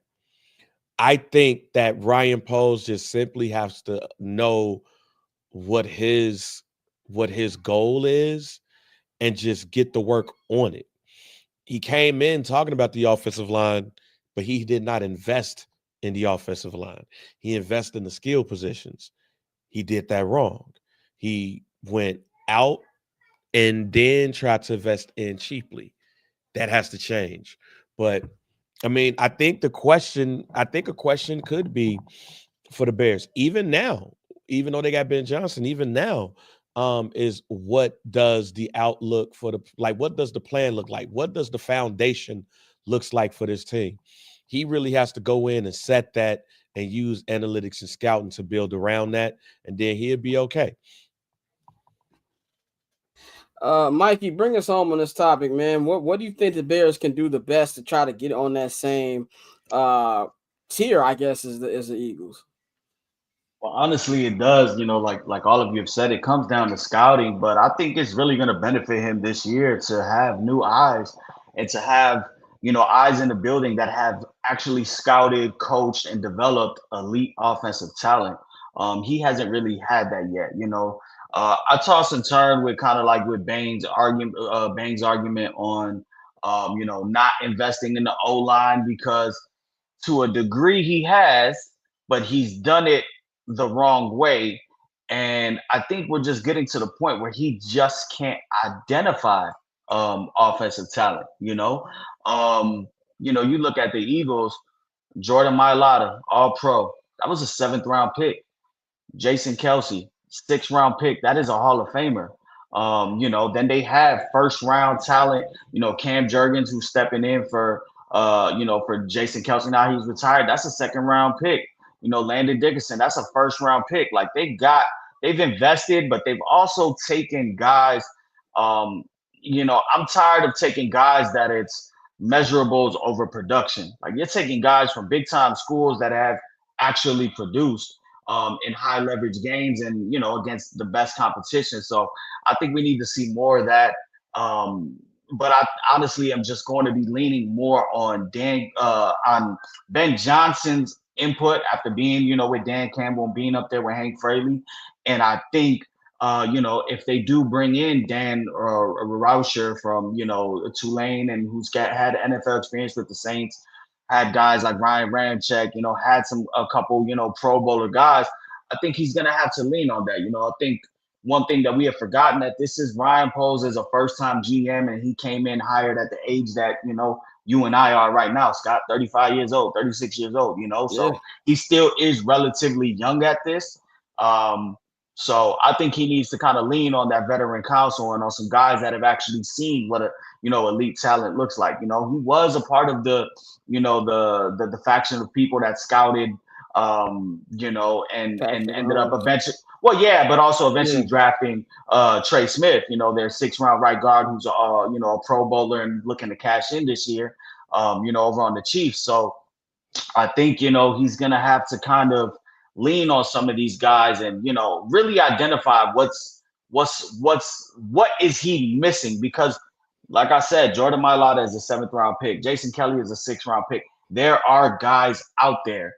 It doesn't matter what round, you just need to find them and coach them up. And for now they haven't. I think Braxton Jones is a solid find in the 5th round, but I don't believe he's a starting left tackle. I think you found a guy in the 5th round that can actually play in the NFL and be, a rotational piece or be a depth piece. But I don't believe that is, the starting left tackle on a contending team. So those are things that he's gonna have to kind of let go. And I think one thing that was really big this week is that they asked Ben Johnson, will he have input on personnel, and he kind of said, I've asked Ryan if he was married to any of these guys, and he said no.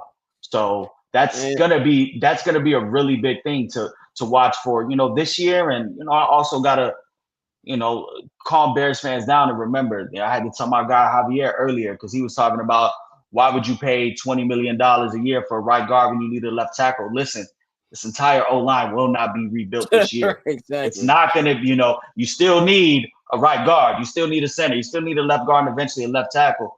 Ben Johnson didn't sign a 1-year prove-it deal. He's going to be here. It's going to take some time. Yeah, it's going to take time, especially when you got to fill every position on that offensive line except for Darnell Wright. Darnell Wright's the only guaranteed spot out of that 5. And Mikey, what you just said is the perfect segue into our next topic, man. When Ben Johnson asked Ryan Poles, was he married to any of these players? And that says maybe go to the question, what players on the current roster aren't safe? And I sent this to the chat probably like later on day after the press conference we got introduced. And I saw Caleb walking in, saw DJ walking in, saw Rome walking in, and I saw Cole walking in. And I felt like Paul Dano me. Does he know? It would not surprise me if Cole Kmet is not on this team.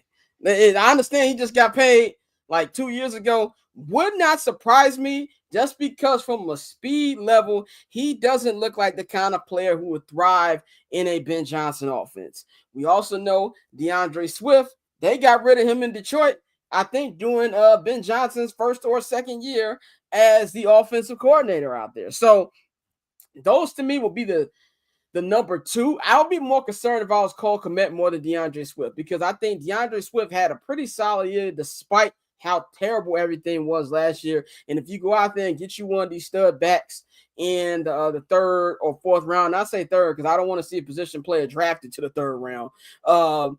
That to me could probably be a 1-2 punch there if they want to do that. But Dante, I'm gonna go to you. Is there any player on this offensive side of the ball who should be worried about their position with Ben Johnson coming in control now?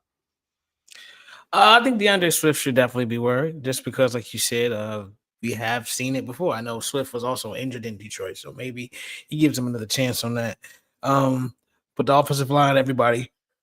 If I'm Braxton Jones, I need to start prepping. Maybe try to show them that I could play guard or something like that, because I think he will absolutely be replaced. Keenan, I don't think Keenan's coming back. I know he said he was willing to come back on a lesser deal, but I think that with the creativity of the offense and the way he uses different type of receivers, you could see him going out and trying to take a shot on a younger free agent that isn't going to cost as much, or like I said, later in the draft with the amount of capital that you have. But as far as players, I think just bro, Swift, the Roshan Johnson experiment, that's dead. That's over with. They will be drafting a running back number 2. I can guarantee that.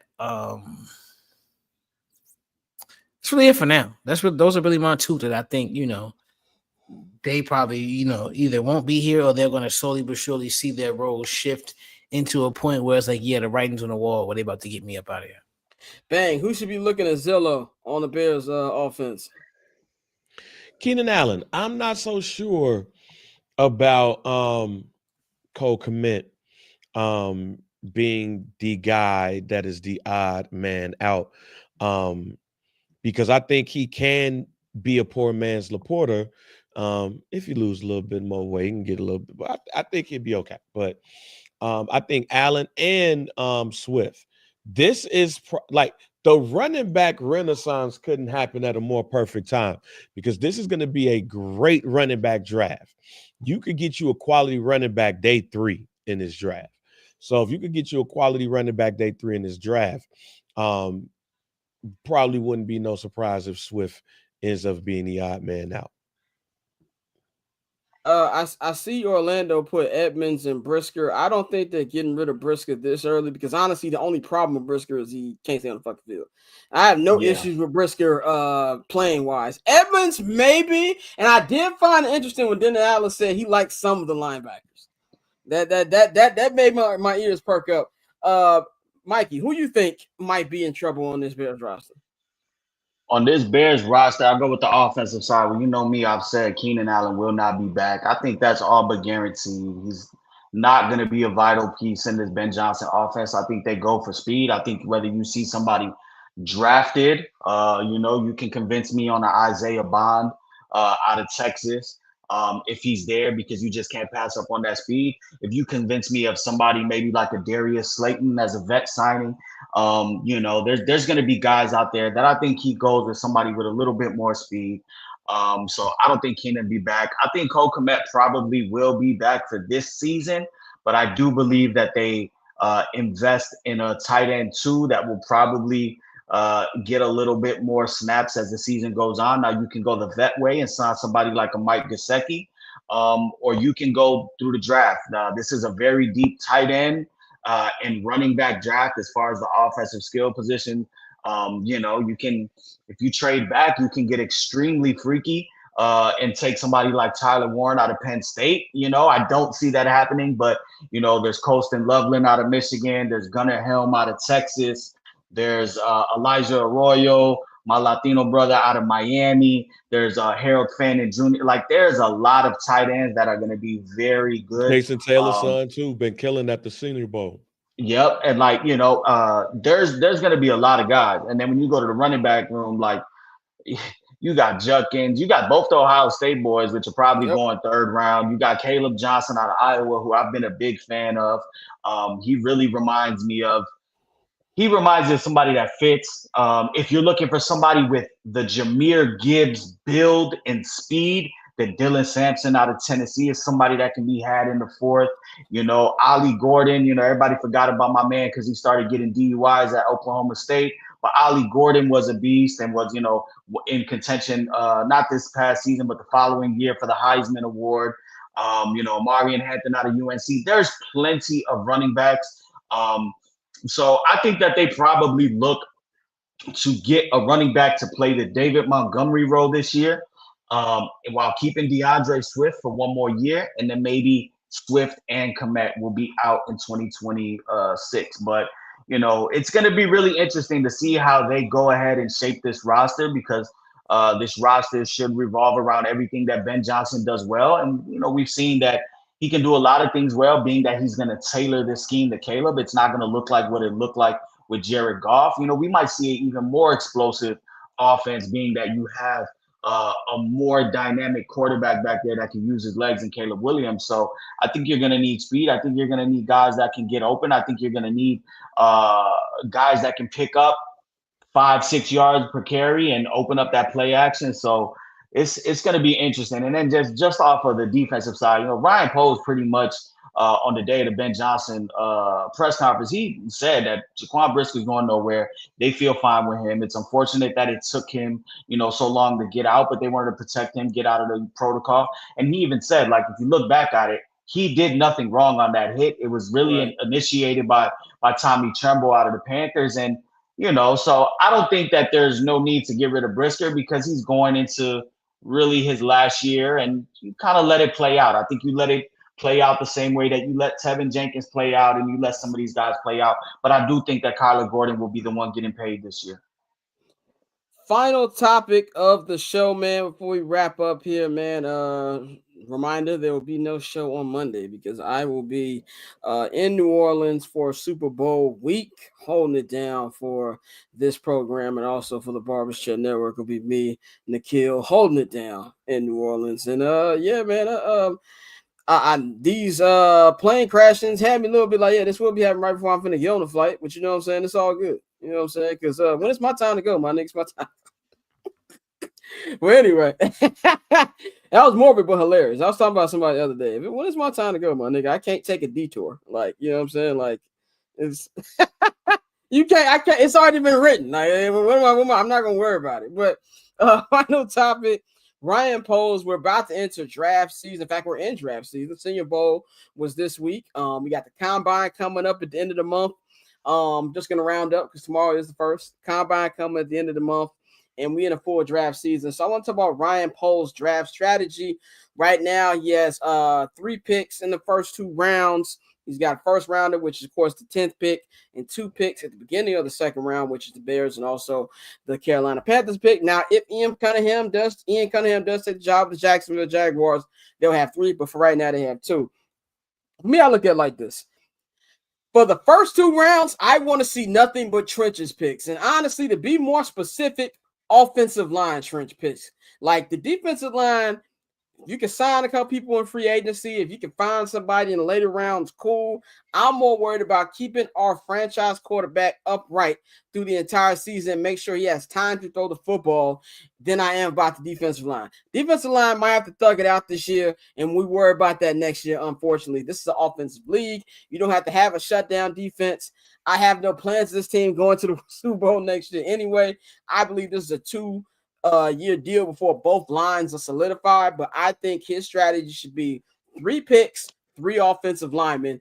That's where I should go. If there's an opportunity to trade back, I'm not the biggest fan of a trade back, never have been, because I personally like best player available, but the Bears have so many holes that if your guy at 10 isn't there and you want to trade back, I'm fine with that as well. Mikey, I'm going to go back to you first. What do you want Ryan Poles' draft strategy to be, more specifically in the first 2 rounds? Should it be all offensive line?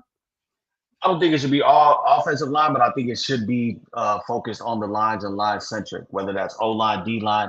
Like I said, this is a deeper class at defensive line. So if you can find somebody with that, that first, second round pick, or maybe you trade up with, that first, second round pick, maybe into one of the early picks in the second round, that might be a possibility as well if you see a guy that you like. But I think it's all really contingent as well on what offensive lineman is there at 10. Is somebody like Will Campbell out of LSU gonna still be there at 10? I'm unsure of that. And where do you rate somebody like Kelvin Banks out of Texas? I don't really see anybody else that should be in that top 10 now, unless you are really, really impressed with what you see out of Booker, out of Alabama, the left guard. And, some mocks had him in the second round. I know Daniel Jeremiah did his first official mock last week, and I thought it was interesting that he had Booker going to the Bears at 10. And that was, the earliest that, his name had been circulated in some of these mocks, so far in the off season. So it really just comes down to who's available there. I'm not opposed to trading back, a couple picks if, for example, you like somebody like Kelvin Banks out of Texas, as your left tackle, but you think he can be had at pick 15, pick 16, and somebody wants to trade up for Ashton Genty, or somebody wants to trade up for, the wide receiver out of Arizona. So it's going to be interesting. We really aren't going to know until we see how these quarterbacks grade out. I seen there's a lot of Jackson Dart smoke that's picking up steam. So, maybe 3 can go top 10, maybe 3 can go top 12, and maybe we're a team that trades back so somebody can get a quarterback. It's going to be interesting, but I think you have to pour all type of resources into the offensive line, and you can, like Bang said, you can't supplement the need at defensive end by picking up a Chase Young for, a year, and picking up some vet mercenary guys to rush the passer, on 1-year deals, while still adding somebody in the, the second or third round, if you go all in on O-line. So I think at the end of the day, everything revolves around protecting Caleb going forward, and they need to pour resources into that in free agency and in the draft. Bang, man, what you think should be the strategy for Poles heading into this draft? He can't be as cocky as he was last year, taking a damn punter in the 4th. Best player available, because when you at 10th, that's damn near what you got to do. Now, could that best player available be a offensive tackle? Yes. But you also don't want to to overdraft. You don't want to bring in a player that's you could probably trade back and get at 10 to 15, or excuse me, at 15, 16, and have to pay them a little bit more money too. So that first pick to me is best player available. After that, your scouting team got to be on their goddamn job. Could there be another offensive lineman there? Have you identified what you're going after in free agency? This is why I wish free agency was first and then the draft was second. Have you identified what you want to go after? Is first in the draft. Oh, it is. I'm thinking about something else. I'm thinking about the other sport. But no, what can you do for free agency that you can supplement in the draft? That's what you got to do. If you could go, if Trey Smith is out there and you could go ahead and grab him, boom. You ain't got to worry about the interior line right there. Maybe Will Campbell, who people project better as a guard than a tackle. Maybe you could go ahead now and trade down and get somebody else, or can you go ahead and get a Genty, however you pronounce dude name at Boise State, or can you go get somebody on the defensive side of the ball as well? So best player available for the first pick, but number 2 and those 2 twos. And if you get anything, if Ian Campbell does take that job, your scouting people got to be on their job. Dante, man, take us home with this one, man. What do you think Ryan Poles' draft strategy should be in this draft? I think based on your top 3 positions of need, I think you got to go with the best player available at those positions at each moment. Obviously, you got your players that you're going to target, and with the amount of picks we have, I know we're trying to go, quantity, but I'm all about quality. So if you can trade up or, package a pick here or a future pick there to go up and get a guy that's in a position of need, then I'm all for that. But I think you should really be going best player available on your top 3 positions of need. So what I mean by that is, like, if we are saying O-line, D-line, and let's just say running back, and we get to that second round pick, and out of those 3 positions, the best player available is that running back, I will go with that running back. I know we've talked about Juckins, a few other guys, but I think it's really just best player available at your top 3 positions of need, and you go from there. Definitely, man. I definitely agree with that. I'm always team best player available, man. So That is all for the local hour, and that is all for this edition of I'm Not Gonna Hold You. I'm gonna get the floor to Mikey, man. This is Mikey's final episode as a full-time correspondent on the show for the last time. No, I did not fire this nigga. Schedules just changed. Of course, the door is always open for you, Mikey, to come on whenever you want to, man. Anything you want to tell the people who watch the show each week? Shit, y'all. First off, I appreciate you, Scott, Bang and Dante for letting me rock with y'all. And, it's been a fun, it's already been like 2 years now. So it's been a fun, time being able to come on and shoot the shit. I don't think that this will be my last time. It's just my schedule with work and, this administration being what it is requiring motherfuckers to get back to the office. So, but shout out to y'all. Definitely will be tapping in when I can. Probably, see if we can make something work, during the season. If Joe can't get on and jump on 79th and Hollis, but I fuck with y'all. Stay tuned on my page. You will see me tweeting more horny now, more myself. I won't be getting texts on the side like Mikey, you are wildin'. Shout out to y'all for fucking with the guys and for fucking with me. Man, I was thinking about that. It's been longer than 2 years, man, because Mikey used to be our just gambling correspondent on the show, and it was just me on here. I had a fade. I had a fade when I jumped on. Yeah. Exactly. Now my shit is crazy. I'm looking like my man off of Bad Boy 2. Who was like Johnny Tapia? Yeah. In Mama's garden. So, but yeah, I'll definitely be able to, to as long as it lines up and our recording days, we'll make it work, man. But definitely have me on, especially we'll see, what goes on with Bears free agency and definitely got to come, shoot the shit, talk some baseball this summer. Definitely, man. You always know the door is always open, bro. You ain't got to let me know days in. You can hit me up hour before, so you want to come on the show, you come on, man. So, yeah, man. So no show on Monday. Like I said, I will be in New Orleans for Super Bowl week. I'll be there from Monday through Thursday. So yeah, man, a lot of stuff that's gonna be going down. Me and Nikhil holding it down. Said the administration takes over and the only brown person on the call. Orlando, you're hilarious. Yeah, man. So we expect a lot of content next week. Nikhil's gonna be holding it down. We shooting everything you could possibly think of. Like, as soon as we get off the plane, Big Raj got a press conference. Then there's opening night. We'll be on the field at the Superdome, all the madness over there. I'll be making my Radio Row debut. I don't have a table, but I will be walking around like hits from the streets with a microphone and a camera and dapping up my niggas who do have tables. So it's going to be a big thing. I'm looking forward to that. And then next Friday, we're going to have our Super Bowl preview show. We're going to play a lot of the content that we had filmed. And even if you missed the show next week, I'm going to upload it individually as well.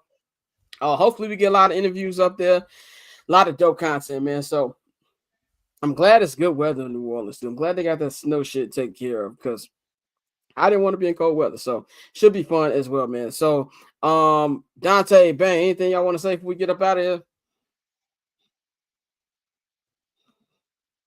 No, sir. I guess nothing. So yeah, we're gonna wrap this up, man. You can follow Mikey on Twitter at Junior_Solito. You can follow Dante on Twitter at OctoberZoneTay. Follow JR Bang at JR Bang on all social media platforms, man. You got a new episode of First Black Champ.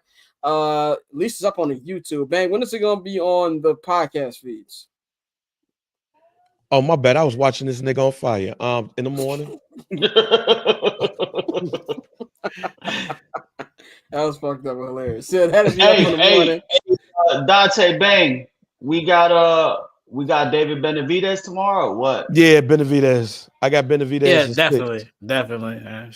Yeah, that should be a really good fight, man. They've been talking some cash shit. Yeah, I need the boxing world to get right, man. I need to feel something. This bitch tomorrow. We got Benavidez tomorrow. We got Tank in a month from then. Yeah. Shout out to His Excellency trying to get this shit right though. He's like, bro, fuck this. He's trying to be like Dana White. Yeah, I seen PBC is going out of business, so it's gonna be interesting to see where those guys go, and they're gonna run to They gonna run to Dubai for that bag. They about to do something strange for a little change. Oh yeah, you know, yeah. Oh man, so yeah, check out First Black Champ in the morning before SummerSlam, not SummerSlam, Royal Rumble. I'm 8 months ahead of where I'm at for Royal Rumble. Check that out tomorrow, man. So you can follow me on all social media platforms at Barberchair Scott. Follow the Barber's Chair Network. Big announcement revolving Barber's Chair Network on Monday. So check that out. Gonna be some big announcement with that. So check that out. Follow Barber's Chair Net on social media platforms. Follow our partners, HNB Media and HNB Media TV on Twitter and at HNB Media on Instagram. Subscribe to our Patreon, man. We got a new episode of Summer Sessions up right now, man. Patreon.com/Barbers Chair Network. If you listen to this on the podcast feed, the link is in the description box. If you're watching this on YouTube or Twitter or wherever, take your phone up screen and it'll take the QR code, take you right up to the link. There's 3 different tiers: the Summer Sessions tier, or 4 different tiers: Summer Sessions tier, 79th and Hallis tier, I'm not gonna hold you tier, and the $10 holler, the Barbershop access tier, which gives you access to all the great content we've got on there. And if you're a first-time subscriber, you get 25% off your first order on the Barber's Chair Network merchandise store. That is bcnetshop.com. We've got a dope t-shirt dropping very, very soon for Bears fans out there. So look out for that, man. Y'all enjoy y'all weekend. I'll enjoy my weekend. Y'all stay safe. If you watch the Grammys, enjoy the Grammys. If not, enjoy your boxing, enjoy WWE, whatever. And I will be holding it down all next week in New Orleans for Super Bowl 59, man. So enjoy y'all time. We're going to holler at y'all.